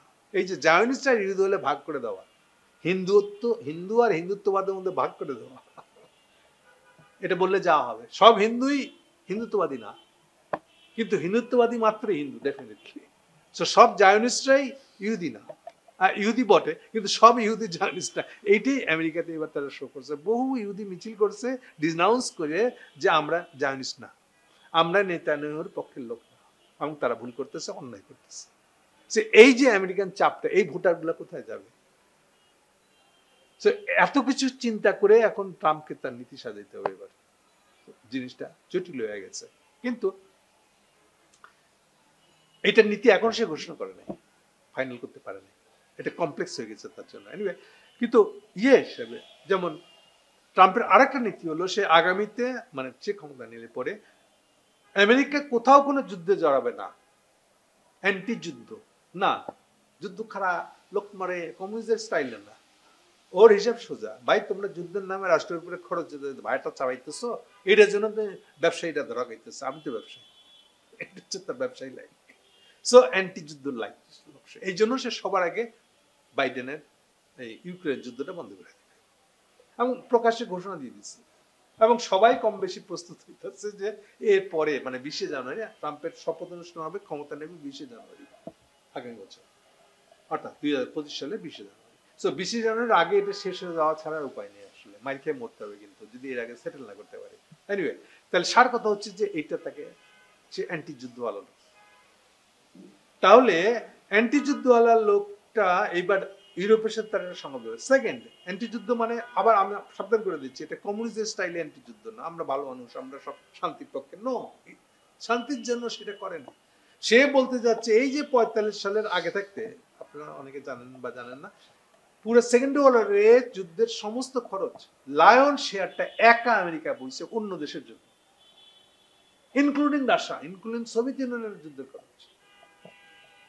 অবাক লাগবে শুনে আপনাদের। ইয়েস, সেকালের হিসেবে $270 বিলিয়ন খরচ করছে। কত হবে সেটা? 35 দিয়ে গুণ দেন, তাহলে এখনকার ডলারের সঙ্গে বুঝতে পারবেন কত বিলিয়ন ডলার খরচ। এবং সোভিয়েত ইউনিয়ন সেই টাকা শোধ দিচ্ছে, ঋণ হিসেবে নিয়ে শোধ দিচ্ছে 2001 সালে লাস্ট কিস্তিটা। আর বাকি ইউরোপিয়ান দেশগুলো মাফ করে দেন ভাই, আচ্ছা আপনাদের আমাদের আফ্রিকায় অমুক কয়লা খনি আছে, ওখান থেকে কয়লা নিয়ে দিতেছি আপনাকে, এর দিয়ে মাফ করে দেন, এইভাবে জিনিসটা মাফ করছে। সো এই যে পুরো খরচটা সে বেয়ার করছে এতগুলো যুদ্ধে। এবং এরপরে দেখেন হেরে যাওয়া দেশগুলা, জাপান বা জার্মানি বা যেসব দেশে পুরনো ইটালি, মানে হিটলার এবং তার বন্ধুরা, সাপোর্টিং বন্ধুরা যেসব দেশে ক্ষমতায় ছিল, সেসব দেশে সেনাবাহিনী রাখছে আমেরিকানরা সেই থেকে এখন পর্যন্ত। এখনো কিন্তু জার্মানিতে আমেরিকান সেনাবাহিনী আছে, ঘাঁটি আছে। জাপানে এখনো ঘাঁটি আছে। এটা অনেকে বলতে চায় না, শুনতে চায় না। আচ্ছা জানি না, আচ্ছা হবে কি, একটা দরকার কি? ট্রাম্প বলতেছে যে ভাই আমার যে ইকোনমিক এম্পায়ার আমি ছিলাম, এটা এখন ঢলে পড়তেছে, চাইনিজের সাথে কম্পিটিশনে পারছি না, ফলে আমার এখন ওই যুদ্ধের খরচ একা বইবার মতন দায় নাই। হচ্ছে ট্রাম্পের বাংলা কথা। সো 49 সালে তৈরি হওয়া ন্যাটো, ন্যাটো জন্ম হচ্ছে 49 সালে। সো ন্যাটোর খরচ খরচার দায় দেখতাম তো। ন্যাটোর খরচের এখনো পর্যন্ত 95% খরচের একা বইতে হয় আমেরিকাকে, 5% বইতে চায় না ইউরোপিয়ান ইউনিয়ন। এটা সরি আমাদের আমাদের আমাদের আমাদের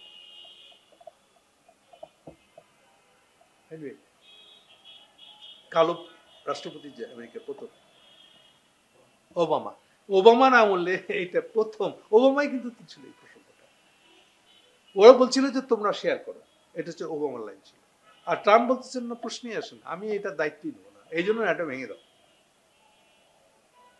এটা শুনে অনেকে মনে হতে পারে এর মধ্যে অ্যান্টি যুদ্ধ। নো, এটা কমিউনিস্ট কায়দা অ্যান্টি যুদ্ধ বলবেন না। ও বলতে যাচ্ছে যে আমি এইটার দায় আর নেব না, কন্টিনিউ করতে পারবো না। সো আমার মাথায় কাটা ভেঙে তোমরা ইউরোপিয়ান ইউনিয়ন রুস্তুমি করবা, ইউক্রেনের যুদ্ধ লাগাবা, আর আমি সব খরচ দিব, আমেরিকান জনগণের খরচ দিবে, এটা হবে সর্বত্র প্র্যাকটিক্যাল এবং প্র্যাকটিক্যাল দাঁড়িয়ে আসলে। সো এইসব কথাবার্তা হোল দুনিয়াতে ব্যাপক চেঞ্জ আনবে। ওকে, তাহলে এই যদি অবস্থা হয় তাহলে সেম হবে এখন। ওকে, এবার 8টা জায়গায় নিয়ে আসি। বাংলাদেশের ক্ষেত্রে কি হয়েছে আসলে, আর একদম স্পেসিফিক হাসিনার পতনটাকে আমেরিকানরা কিভাবে দেখে, আমেরিকানরা ইন্টারনালি নিজেদের স্বার্থের দিক থেকে কিভাবে দেখে। হাসিনা যে পতন হলো, এটা তাদের ভালো হয়েছে না মন্দ হয়েছে না ক্ষতি হয়েছে না লাভ হয়েছে, কতটুকু কি হয়েছে, তার ব্যাখ্যাটা কি দেখা গেছে।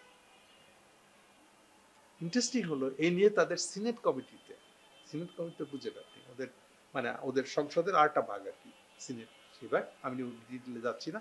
সিনেটের বাইপার্টিজান, মানে দুই পার্টি মিলে যেসব কমিটিগুলো আছে, ফরেন রিলেশন কমিটি যেটাকে বলে, অর্থাৎ বৈদেশিক সম্পর্কের বিষয়গুলোকে দেখাশোনা করবে যে কমিটি, সেই কমিটিতে সিদ্ধান্ত হয়েছে, সেই কমিটির অবজারভেশন হলো বাইডেনের আমলে যেগুলো হলো আসলে, আচ্ছা তোমরা প্রথম 3 বছর চালাইলা, বিরোধী দলকে তাল দিলা, হাসিনার বিরুদ্ধে আন্দোলন করো তোমরা কেন?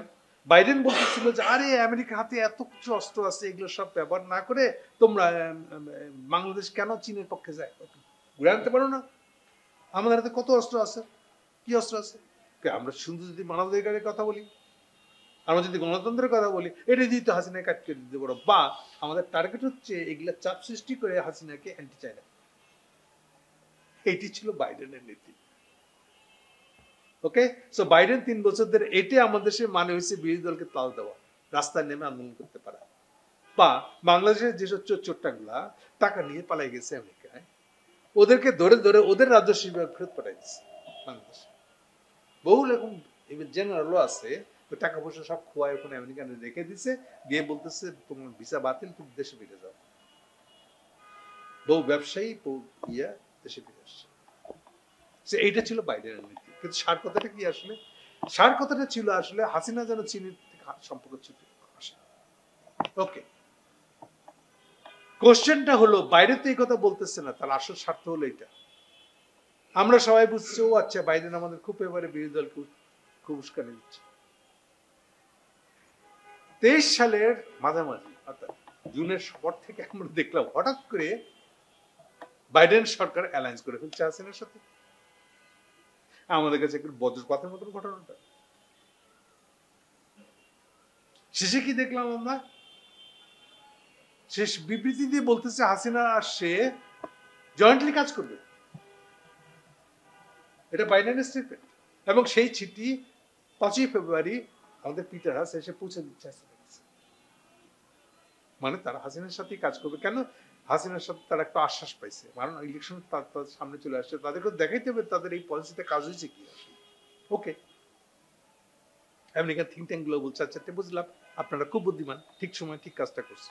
আচ্ছা, কিন্তু এখন ব্যাখ্যা করেন কি 3 মাসের মধ্যে হাসিনা পড়ে গেল, এটি কেমন কথা?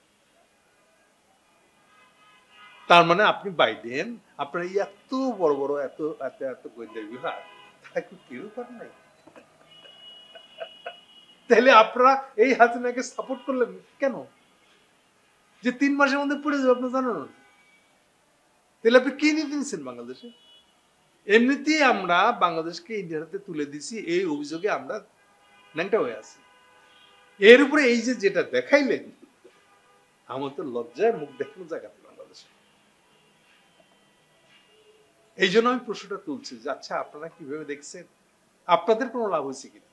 আপনারা চীন ঠেকানো কত দূর আগাইছেন? চীন ঠেকানো গেছে বাংলাদেশ থেকে? বরং উল্টাটা, বাংলাদেশে যেই ক্ষমতায় আসুক তাকে চীনের সাথে সম্পর্ক করতে হবে। কেন? তার ইনফ্রাস্ট্রাকচারের লোন লাগবে, তার বিদেশি ইনভেস্টমেন্ট লাগবে। এইটা আমেরিকান দেওয়ার মুরুদ নয়, দিস ইজ রিয়েলিটি। আপনি এই রিয়েলিটিকে অস্বীকার করে চীন ঠেকানোর দায় দিতেছেন হাসিনার উপরে, নাহলে এর উপরে তার উপরে। হুদাই এগুলো একটা কাজ করবে না, তো একটু পরীক্ষিত। এই জন্য আমি জিজ্ঞেস করছি তাদেরকে যে আপনি এটা উত্তর দেন।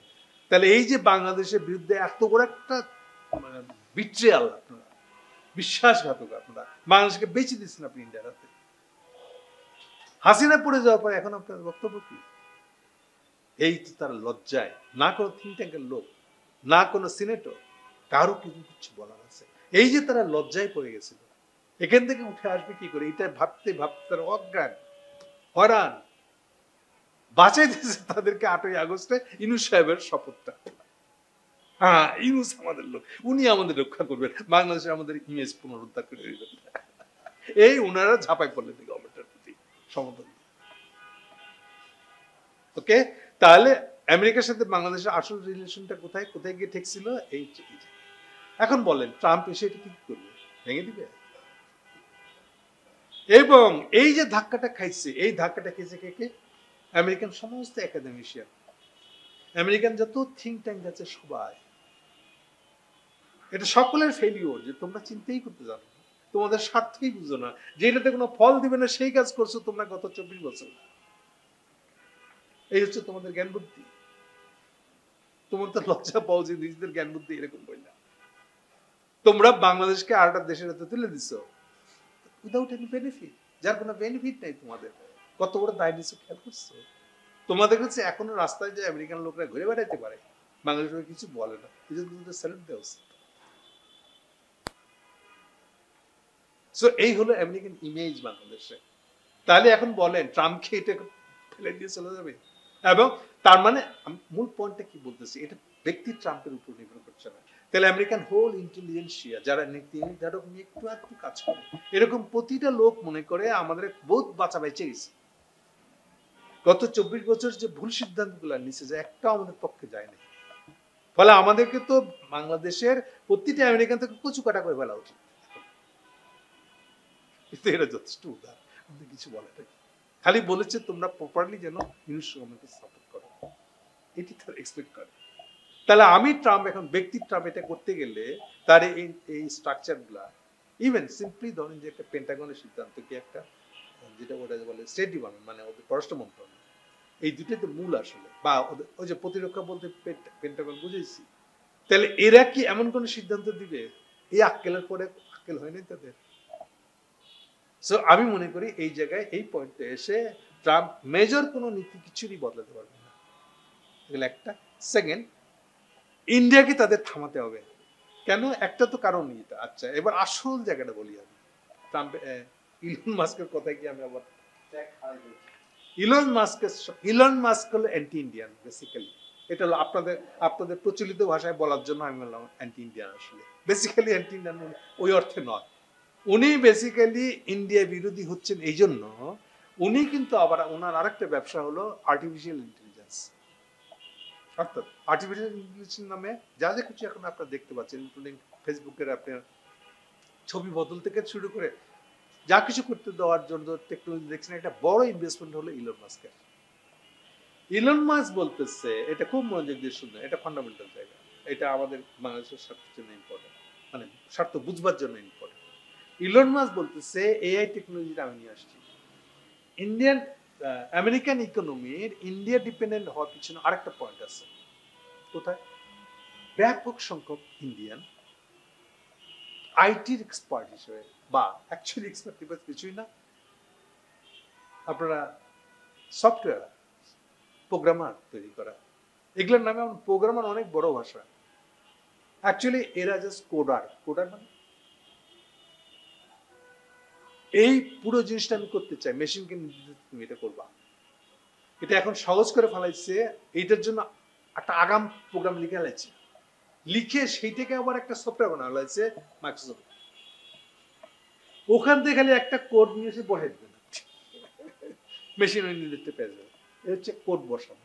সো যেটাকে আপনারা বাইরে দিতে খুব গরম দেখেন, একটা আইটিতে গ্রাজুয়েট কি করতেছে, কোড বসানো কাজ করতেছে। It's a very nice work.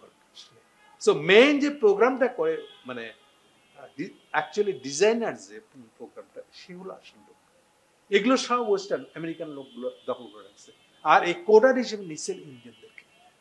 এইটাই H1 ভিসার নামটা দিয়ে দিচ্ছে। সমস্যা হচ্ছে যে অলওয়েজ এটা তো লেবরিয়াস পার্ট, এই পার্টটা যদি আমেরিকায় তৈরি করতে যান আপনি, তাহলে আমেরিকান মিনিমাম বেতন যেটা, ওই বেতন দিয়ে রাখতে গেলে 10টা ইন্ডিয়ান রাখা, হচ্ছে বেসিক পার্টটা। এই কারণে সবসময় ওয়েস্ট আমাদের মতো দেশের থেকে গরিব দেশের কাছে হেরে যাচ্ছে প্রত্যেকবার। সস্তা লেবার আমাদের আছে। এটা যে আরেকটা ভাষ্য হলো সস্তা লেবারের সকল প্রোগ্রাম বা কোডার অ্যাকচুয়ালি যেটাকে বলছেন। ওকে, এখানে আসেন মূল জায়গাটা। সো এই কারণে বহু ইন্ডিয়ানকে আমেরিকাকে জায়গা দিতে হয়েছে, সিটিজেনশিপ দিতে হয়েছে, না হলেও গ্রিন কার্ড দিতে হয়েছে, রেসিডেন্সিয়াল পারমিট দিতে হয়েছে। ইলন মাস্ক বলতেছে তার ব্যবসার স্বার্থে আমি এআই দিয়ে এমন একটা ব্যবস্থা করব যে আপনাকে আর ইন্ডিয়ান লোক আনতে হবে না।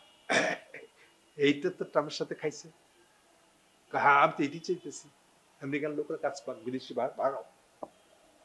সো অলরেডি ট্রাম্প ঘোষণা করে দিয়েছে যে যত আগে যে নিয়ম ছিল, এই যে যারা বিদেশি, জেনারেলি বলতেছে, ইন্ডিয়ান নাম বলে নাই, বিদেশি যারা বাংলাদেশে কাজ করতে এসে এখন তাদের বাচ্চা পয়দা হয়েছে, সে আমেরিকা পয়দা হয়েছে, সো আমেরিকান সিটিজেন, বলছে এখন থেকে আর এটা হবে না।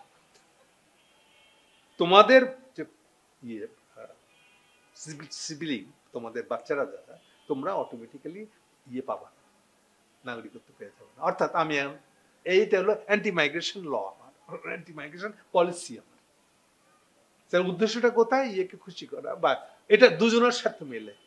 তো ইলন মাস্কের সাথে দুটো পয়েন্টে ট্রাম্পের মিল হচ্ছে। তার মানে একটা আমি বললাম আপনাকে, গাড়ির টেকনোলজিতে ব্যাটারি, এটা সে চীনের বিরুদ্ধে এটাকে প্রমোট করবে আমেরিকার মধ্যে। আর সেকেন্ড হলো যে এই যে তাহলে এই কাজে এই যে ইন্ডিয়ার উপরে এই যে ইসকন, আমি আরো সরাসরি বলে আসি কারণ আপনাদেরকে, ইসকন যে বাংলাদেশে আসছে, এত বড় হইতে পারছে কি কারণ? ইসকনের হেডকোয়ার্টার কিন্তু আমেরিকায়। এইটা সাপোর্টিভ হয়ে উঠছে ইন্ডিয়ানদের, রয়ের, বিকজ ইন্ডিয়ান কমিউনিটি বলে কোনো একটা কিছু হয়ে গেছে।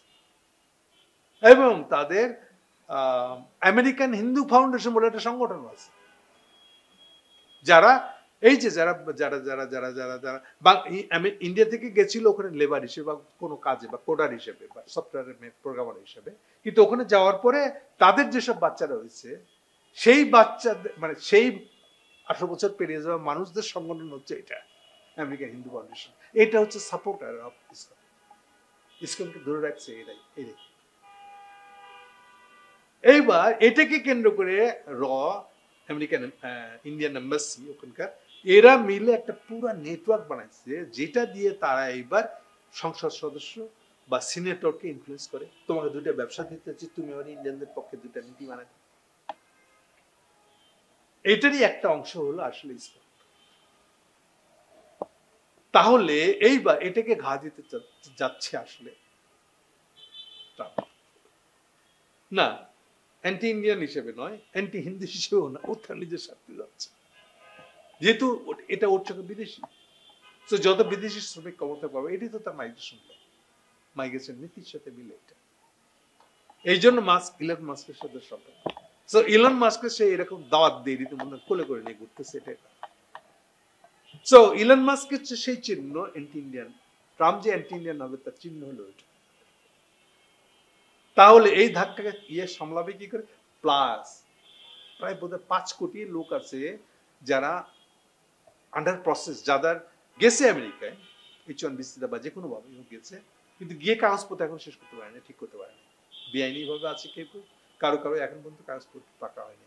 এই লোকগুলো অলরেডি রাস্তায় মিছিল বের করছে, ট্রাম্প জিততেই দেখেন আমাদের কি হবে, আমাদের বাইর করে দিবে আমাদেরকে। যে কাগজ নেই সে তো প্রথম চেটে বাইরে যাবে, আর যে কাগজ আছে তাকে করে বাইর করে দেওয়া যায়। ওই যখন বলবো যে আপনার এখানে খাতির নেই, আপনার বাচ্চা হলেও এটা আমেরিকান সিটিজেন পাবে না, ওই যে বউ নায়িকা আপনার প্রেগনেন্সি হওয়ার পরে এবার আমেরিকান টিকিটটা করে 2 মাস বসে থাকলে বাচ্চাটা করে জন্ম দিয়ে তার নাগরিকত্ব চলে আসলে, এইটা হয়ে গেল। সো এই ধাক্কা ডেফিনেটলি আমাদেরকেও আঘাত করবে। এই যে আপনি বাচ্চা পয়দা করলে যে আর সে আমেরিকান সিটিজেন হয়ে যাবে, এই নিয়মটাই বাতিল করে দিচ্ছে। সো এই নীতিটা হওয়ার কারণে কি মোদির পক্ষে এটাকে তার ভক্ত হওয়া সম্ভব? কতটুকু আগেবার হয়েছিল? ওকে, তাহলে প্রথমটা বললাম যে বাংলাদেশে আমেরিকান নীতি যা হয়েছিল, বাংলাদেশে আমেরিকানদের মুখ দেখানোর অবস্থা কোনো মতে বেঁচে গেছে ইয়ার কারণে, আমাদের ইউনুস সাহেবের কারণে। ফলে আমি মনে করি না যে তারা সেকেন্ড বার ভুলটা করবে বেঞ্চিত হওয়ার জন্য, ওই জায়গায় হাত দেবে। এবং এই জিনিসটা আমেরিকান প্রত্যেকটা একাডেমিক লোক, যারা থিক ট্যাঙ্কের লোক, তারা প্রত্যেকে এটা রিয়েলাইজ করে যে তারা বিরাট ভুল করেছিল, এবং ভুল সংশোধনে এই যে সুযোগটা পাইছি আমরা, এই সুযোগ যদি ফেলায় হয় তাহলে সেকেন্ড টাইম আর আপনার কিছু পাবো না। আমরা চিহ্নিত হবো বাংলাদেশের বিশ্বাসঘাতক হিসাবে, যে বাংলাদেশকে ইন্ডিয়ার হাতে তুলে দিচ্ছিল। তো আমি এই জন্য বিশ্বাস করি না যে ট্রাম্পের পলিসি কখনো এটার মধ্যে মেজর কোনো উল্টা পদক্ষেপের জায়গায় যাবে, এরকম হবে না। কিন্তু ডেফিনেটলি এই যে আপনার বাচ্চা ওখানে গেলেন নাগরিকত্ব পাবে না, সেই ধাক্কায় তো বাংলাদেশ সেটাও করবে। তো এটা খুবই মাইনর আমাদের জন্য, এবং ওর একটা সাধারণ নীতি, এটা সুনির্দিষ্ট বাংলাদেশের দিকে তাকিয়ে এরকম নীতি করা হয় না। ওকে, তাহলে এটা গেল একটা। সেকেন্ড হলো আমি বলেছি যে ইন্ডিয়ার কারণে ইন্ডিয়ার সাথে এটা মিশারি কোনো সম্পর্ক নেই, সুযোগ নেই। যেখানে মোদির বা ইন্ডিয়ান সরকারেরই বাংলাদেশে বাদ আছে কিনা, মানে বাংলাদেশে আগের মতো ইনফ্লুয়েন্স থাকবে কিনা, বা ন্যূনতম ইনফ্লুয়েন্স তারা ফেরত পাবে কিনা, যেরকমটা তাদের হাসিনার আমল ছিল, সেটাই আনসার্টেন। সেখানে সে উল্টা নিজে আরবার ইনফ্লুয়েন্স পাবে নাকি ট্রাম্পকে ডেকে নিয়ে সে পাবে, এটা আরো বড় প্রশ্ন। যেখানে দুইটা দেশেরই বাংলাদেশের ইন্ডিভিজুয়ালি ইনফ্লুয়েন্স কতটা থাকবে তার প্রশ্ন সম্মুখে, সেখানে নতুন করে এটা হবে না। ওকে, শেষ যে প্রসঙ্গটা নিয়ে কথা বলতে যাচ্ছে, এটা ভয়াবহ কিন্তু, বাট এটা আমি বলবো যে এটা কেবল ইঙ্গিত দেখা যাচ্ছে, হবে কিনা আমি জানি না, শেষ পর্যন্ত হবে কিনা জানি না, কিন্তু কি হতে চায় সেই প্ল্যানটা সম্পর্কে আমি জানি। প্ল্যানটা কি? প্ল্যানটা আগেও একবার হয়েছে। প্ল্যানটা হয়েছে বাইডেনের আমলে। বাইডেনের আরেকটা খায়েশ ছিল আসলে, যে ইন্ডিয়াকে একটু সাইজ করে, এটা বেশি বেড়ে গেছে। কিরকম? ঠিক যেমন আপনি যদি দেখেন আমেরিকাতে আরেকটা জিনিস আছে, পৃথিবীর বিভিন্ন দেশে মানুষ ধর্ম পালনের স্বাধীনতা কতটা ভোগ করেছে নাকি কাটেল হয়েছে সেই সুবিধা, এটা নিয়ে একটা একটা একটা কমিশন আছে, যে প্রতি বছরে এটা কোন দেশে কোন ধর্মীয় লোকটা অধিকার ক্ষুণ্ণ হয়েছে তা নিয়ে একটা রিপোর্ট বের করে। এই রিপোর্টটা রিপোর্টটা সে প্রেসিডেন্টকে দেয়, এবং প্রেসিডেন্টের কাছে সুপারিশ করা থাকে যে আপনি ওই দেশের বিরুদ্ধে এইটার প্রসঙ্গে একটা অ্যাকশন নেন, এবং সেই অ্যাকশনটা মানে কিন্তু স্যাংশন আসলে। সো এই হিসাবে ইন্ডিয়াতে মুসলমানরা নিগৃহীত হচ্ছে এই বলে ট্রাম্পের কন্টিনিউয়াস 3 বছর, লাস্ট ইয়ারে কি হয়েছে আমি জানি না, এখন ফলো করা হয়নি, 3 বছর ধরে কন্টিনিউয়াস এই কমিশন থেকে মুসলমান নির্যাতন হচ্ছে বলে রিপোর্ট দেওয়া হয়েছে। এইটাকে কেন্দ্র করে বাইডেন চেষ্টা করছে এটাকে সাহায্য করতে। মানে এটা তো আসলে ঘুরে ফিরে সেই একই হবে যে আমার রাষ্ট্রীয় পলিসি যেটা, স্বার্থ যেটা, ওটাকে এইসব কমিশনের কথা বলে পেছে ফেললে আরেকটা দেশকে পক্ষে নিয়ে আসা। এই তো সেই কাজটা যখন করতে চেয়েছে ওরা, মানে করার চেষ্টা করেছে, এইটারই একটা প্রধান ইঙ্গিত হলো এই যে গৌতম আদানি গৌতম আদানির ট্যাক্স নিয়ে আবার এটা উঠছে। আমি মনে করি এটা হচ্ছে সেই সিমটম, যেটা আরেকবার শুরু হয়েছিল গৌতম আদানিকে নিয়ে যখন প্রথমবার তার একদিনে প্রায় প্রায় 50-60 বিলিয়ন ডলার তার সম্পদ চাষ করে গেছে।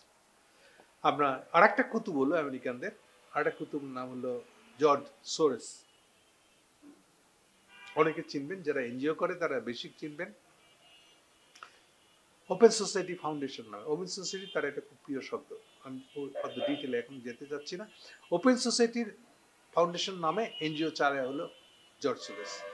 জর্জ সোরেস ওপেনলি শেয়ার বাজারে, হলো শেয়ার বাজারের কুতুব একটা জর্জ সোরেস, শেয়ার বাজারে গৌতম আদানির বিরুদ্ধে বক্তৃতা দিচ্ছিল।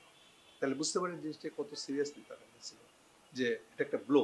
গৌতম আদানি হচ্ছে সেই লোকটা যে মোদির যত অবৈধ ব্যবসা আছে, পার্টির খরচ চালানোর যা কিছু টাকা লাগে, এ সব সে নেয় গৌতম আদানির কাছ থেকে, বিনিময়ে গৌতম আদানিকে সমস্ত অবৈধ সুযোগ সুবিধা দিয়ে তাকে ব্যবসা করতে দেয়। প্লাস এই যে বাংলাদেশের যে বিদ্যুৎ কিনবে, এটা আদানি থেকে কিনতে হবে। কেন? মানে বাংলাদেশের মানুষও বিজেপি আরএসএস চালানোর খরচটা, অর্থটা গৌতম আদানিকে দিয়ে দিচ্ছে। এই হচ্ছে অ্যারেঞ্জমেন্টটা। আসলে গৌতম আদানি কে এবার কিছুটা ধারণা পাচ্ছেন, আপনারা আঙ্গিক পাচ্ছেন। আমেরিকানদের এই কারণে গৌতম আদানির উপর আঘাত না, ওরা মনে করে গৌতম আদানির উপর আঘাত দিলে এটা মোদির উপরে আঘাত দেওয়া হতো আসলে। তো সে আমলে অতটুকু হয়ে থেমে গেছিল। আসলে ওটা ছিল ইন্ডিয়ান ইলেকশন হয়েছে 14 সালের পরে, মানে 24-এর যে ইলেকশনটা হয়েছে, ইলেকশন শেষ হয়ে যায় সাধারণত মে মাসে। তো গত মে মাসে এবারে ইলেকশনটা শেষ হয়ে গেছে। এই তো এই আদানিকে ধরবার কাহিনী হয়েছিল ইলেকশনের পরে পরে বা আগে আগে পিছিয়ে, সম্ভবত পরে। এইটা সেকেন্ড বার আসতেছে, মানে হলো তখনও প্ল্যান ছিল, এখন এই প্ল্যান সম্ভবত বাস্তবায়ন করতে যাচ্ছে। কেন কথা বলছি আমি? দেখেন, আমেরিকানদের আরেকটা আছে, প্রতিযোগিতা আছে।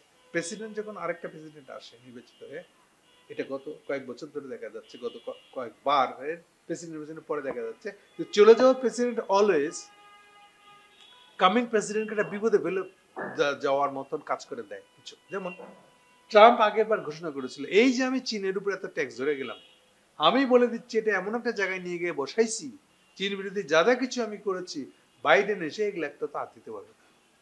মানে এগুলো বললে আমি বাইডেনকে বাধ্য করে গেলাম যে আমি যা নীতি নিচ্ছি ওইটা অনুযায়ী আপনাকে চলতে হবে। এইটা হলো আপনার বিরুদ্ধে আমার শাস্তি। তো ঠিক সেরকম বাইডেনও এমন কিছু করে যাওয়া চিন্তা করতেছে যেটা ট্রাম্পের উপর শাস্তি হবে। সেই হিসাবে তাহলে বাইডেনের চিন্তা ছিল সেই সময়, আপনারা খেয়াল করেছেন কিনা আমি জানি না, সেই সময় তারা ইভেন রাহুল গান্ধীকে ডেকে নিয়ে গিয়ে রাহুল গান্ধীর সাথে কথা বলছিল, প্ল্যানটা বলছিল। প্ল্যানটা হলো এই যে মোদিকে, এই হিন্দুত্ববাদকে তারা খাড়ু করে দিবে, এই একটা দানব রাষ্ট্র হয়ে উঠছে যেটা আমেরিকান ইন্টারেস্টের জন্য ক্ষতিকারক। একে ফালাই দিলে পরে একটা কংগ্রেসি গভর্নমেন্ট যদি আসে, এইটা ওকে ম্যানেজ করার জন্য ভালো সুবিধা, এবং এটা সম্ভবত চীনের বিরুদ্ধে আরো বড় কাজ করবে, চীনের বিরুদ্ধে পলিসি নেবে। এইটা হচ্ছে তাদের ইচ্ছা বা খায়েশ। এই আলাপটা হয়েছিল তাদের রাহুল গান্ধীর সাথে ওই সময়ে। এই আলাপটাই ফার্স্ট ফেজ হয়ে শেষ হয়ে গেছিল, অর্থাৎ গৌতম আদানির তখনকার এই যতটুকু ক্ষতি হয়েছিল অতটুকু ক্ষতি শেষ হয়ে যায়, জিনিসটা বন্ধ হয়ে যায়। এখন এটা আবার উঠতেছে। আমার মনে সন্দেহ হলো যে এটা কি তাহলে বাইডেনের সেই ফেলে যাওয়া কাজটা সে শেষ করতে চাচ্ছে, এবং একই সাথে এটা দিয়ে ট্রাম্প যেন চাইলেও মোদির সাথে সম্পর্ক ভালো করতে না পারে, বিশেষ সম্পর্ক না করতে পারে, তার ব্যবস্থা করে রেখে যাচ্ছে যাতে গৌতম আদানিকে ডুবে দেওয়া। গৌতম আদানিকে ডুবে দেওয়া নিয়ে গতকালকে যেটা হয়েছে, ইন্ডিয়ার সংসদও চলে গেছে। কেন? সংসদে যত বিরোধী দল ছিল সবাই মিলে দাবি জানাচ্ছে গৌতম আদানি যে $250 মিলিয়ন খুব চারটিখানি কথা না, $80 মিলিয়ন আমরা বোঝার জন্য আমি একটু মনে করাই দিই। বাংলাদেশের যতগুলো হিউম্যান রাইটস অর্গানাইজেশন দেখেন, এনজিও বা যত তৎপরতা চালায়, তা এই সমস্ত তৎপরতা সারা বছর ধরে চালাইতে $1 মিলিয়ন হলে যথেষ্ট। তাহলে 250 মিলিয়ন মানে এটা বলতে চেষ্টা করি। সাধারণ মানুষের লেভেলে আমরা যখন মিলিয়ন বিলিয়ন বুঝতে চাই, তখন তার অর্থ এরকম। রাষ্ট্রীয় পর্যায়ে মিলিয়ন কোনো অর্থ না, $1 মিলিয়ন কোনো অর্থ না, ডেফিনেটলি রাষ্ট্র খরচ অনেক বেশি। রাষ্ট্রীয় পর্যায়ে রাষ্ট্রের বাজেটের দিক থেকে দেখলে মিলিয়নের হিসাব কিছু খুব কমন, কিন্তু পার্সোনাল লেভেলে বা এই যে একটু ব্যক্তি কোম্পানির বেলায় মিলিয়নের টাকাটা, $1 মিলিয়ন ঘুষ, $250 মিলিয়ন ঘুষের অভিযোগ আনছে আমেরিকানরা কোর্টে তার বিরুদ্ধে। এটা মারাত্মক। এগুলো নিয়ে তারা সংসদে আলোচনা করতে চায়। তো সভাপতি মোদী এটা দিবে না, কারণ এটার ভিতরে মোদীর প্রাণবায়ু তো এটার মধ্যে আছে। আদানির কাছ থেকে সে টাকা নিয়ে তার দল চালাচ্ছে। হাসিনা যত গুম কমে টাকা আছে, তার নিজে তো আদানিকে টাকা দিচ্ছে, এটার কারণে যে মোদী তো ওইটা হাসিনার কাছ থেকে আদায় করেছে। তো এই যে তিন ডাবল দাম নিয়ে, কয়লার দাম নিয়েছে, কি বিদ্যুতের দাম নিয়েছে, বিদ্যুতের দামটা এরকম বাড়িয়ে নেওয়ার পেছনে এটি তো অ্যারেঞ্জমেন্ট। এবং আমরা এর ভিতর থেকে বেরোতে পারবো না, এমন ধরনের চুক্তি করছে হাসিনা। এগুলোর পিছনে থেকে এমনও হতে পারে, ধরেন যে আদানির এই সমস্যার কথা আমাদের ইউনূস সাহেব জানাইছে আমেরিকাকে। আমেরিকা দেখছে এটা তো বেড়ে গেছে, তাহলে মোদীকে একটু সাইজটা করতে হয়। সো তাদের নিজেদের ইন্টারেস্টেই এখন মোদীকে সাইজ করার জন্য এগিয়ে আসতেছে। সো আদানিকে সাইজ করে এটা কি আসলে মোদী গভর্নমেন্টকে ফেলিওর দিকে নিয়ে যাবে? ট্রাম্প গভর্নমেন্ট আসার আগেই বাইডেনকে এই কাজটা বাই ডিসেম্বর শেষ করে ফেলবে? প্রশ্নবোধক চিহ্ন রেখে আমি প্রসঙ্গটা শেষ করতে যাচ্ছি, কিন্তু এটা খুব খারাপ ইঙ্গিত এবং সমস্ত সম্ভাবনাই কিন্তু এর ভিতরে আছে। এটা হলে কি হবে, মোদী গভর্নমেন্টটা ফেল করবে, কংগ্রেস গভর্নমেন্ট জায়গাটা নেবে আসলে, এবং সভাপতি কংগ্রেস গভর্নমেন্ট আর মোদী গভর্নমেন্টের মতো অ্যাগ্রেসিভ হিন্দুত্ববাদী হয়ে কোনো পলিসি নেওয়া বা বেয়ারার মতন আচরণ করা, এটা করতে পারবে না। আচ্ছা, এর একটা ইঙ্গিত দিয়ে দিই আমি। 25 সেপ্টেম্বর আপনারা অনেকে খেয়াল করেছেন হয়তো, 25 সেপ্টেম্বর হলো ইউএন এর জেনারেল অ্যাসেম্বলি, মানে প্রত্যেকটা সাধারণ সদস্য রাষ্ট্র ওই দিন গিয়ে একটা বক্তৃতা দেওয়ার সুযোগ পায়। 25 সেপ্টেম্বরের আশেপাশে 7 দিন ধরে এই বক্তৃতা চলে, এবং আসলে এটা হয়ে যায় ওই দিনকে কেন্দ্র করে রাষ্ট্রপ্রধানগুলো, সরকার প্রধানগুলো আমেরিকায় যায় এবং আমেরিকানদের সাথে কথা বলে আসে। এক ঢিলে দুই পাখি, কয়েক পাখি। সো এবারে যেটা হয়েছিল আসলে, এবার মোদী আগে গেছিল, 25 আগে গেছিল, এবং আগে গিয়ে যতটুকু যা কিছু করার করে সেরে সে আর জয়শঙ্কর মিলে দ্রুত চলে আসে, চলে এসে সরাসরি চীনের সাথে আপোষ করে ফেলে। অর্থাৎ ওই দিন বাইডেন বুঝাই দিতেন তোমাদের সাথে আর আমার কোন সম্পর্ক ভাবে চলতেছে, চলবে না। অর্থাৎ বাংলাদেশ প্রসঙ্গে আমি তোমাদের হেল্প করবো আগের মতন। এই মেসেজটা পাওয়ার পরেই জয়শঙ্কর ফিরে চলে যায় কোনো মতে। কেবলমাত্র জয়শঙ্কর 5 মিনিটের জন্য বোধহয় আমাদের পররাষ্ট্রমন্ত্রীর সাথে কথা বলেছে, ওইটুকু একবারই কথা। এরপর থেকে সে একেবারে মানে প্র্যাকটিক্যালি মোদির পলিসিটা হয়ে গেছে শুধু ক্যাম্প বদল না, মানে আমেরিকান ক্যাম্পের থেকে একদম চাইনিজ ক্যাম্পে গিয়ে উঠে বসছে শুধু এতটুকু। সে রীতিমতন এরপর থেকে আমেরিকার সাথে তাল দেওয়া, আমেরিকার সাথে চলা, এমন বিষয়ে যত কিছু তাদের কমন ইন্টারেস্টের জায়গা ছিল, এগুলো সমস্ত কিছু স্থগিত আছে। তাহলে এটা কি ফাইনাল ব্রেক মেরে দিয়ে দিতে চাচ্ছে বাইডেন, যে আমি যদি এটা করে দিয়ে যেতে চাই, তাহলে ট্রাম্প চাইলেও এটাকে আবার আগের জায়গায়, পুরোনো জায়গায় ফেরত আনতে পারবে। সো বাইডেনের এই লাস্ট মুভটা, এটাও তো আমাদের ফেভারে আছে আসলে। ফলে এনিথিং মোদির উপরে চাপ যেভাবে আসুক, যেই ফর্মুলা, যেসব সূত্র মিলে আসুক না কেন, এটা আমাদেরকে আরো বেশি পজিটিভিটি দিবে, আমাদেরকে আরো ফলে দিবে। মানে বাংলাদেশের উপরে ইন্ডিয়ান হেজিমনি, ইন্ডিয়ান আধিপত্যর প্রভাব আসার সম্ভাবনা ততই কম হবে। আমি বলছি শুধু একটা জিনিসের জন্য না, সব মিলে এগুলোর ভিতর বেস হিসেবে কাজ করবে। এই যে আবার পুরনো কথাটা স্মরণ করে দিয়ে আমি আজকের কথা শেষ করি, সেটা হচ্ছে যে আমেরিকানদের থিঙ্ক ট্যাঙ্ক, যারা যারা চিন্তা করতে পারে, নীতি পলিসি যারা নির্ধারণ করে বা সংশ্লিষ্ট নীতি পলিসি বানানোর ক্ষেত্রে ডাইরেক্টলি ইনডাইরেক্টলি যারা জড়িত, এই পুরা জনগোষ্ঠীটা মনে করে যে বাংলাদেশে তারা বেজ্জিত হয়ে গেছে। এ পর্যন্ত গত 24 বছরে তারা যেসব নীতি ফলো করেছে, এইসব নীতির কারণে তারা বেজ্জিত হয়ে গেছে, তার কোনো মতে কানে গাছ দিয়ে গেছে, বেঁচে গেছে ইনশাল ক্ষমতা আসে। ফলে তাদের এই সুযোগটা হারানো উচিত না। সো আমি মনে করি যে ট্রাম্প আসাতে এই যে ভাষাটা দিলাম, আমি এই মনোভাবটা দিলাম, এইটাতে কোনো বদল হবে না। সো আমি মনে করি মেজর কোনো চেঞ্জ ইউনুস গভর্নমেন্টের উপর বা বাংলাদেশের প্রতি প্রো ইন্ডিয়ান কোনো ঝোঁক বা কোনো ইঙ্গিত বা কোনো নীতি ট্রাম্প আমাদের উপর দেখাবে না বলে আমি বিশ্বাস করি।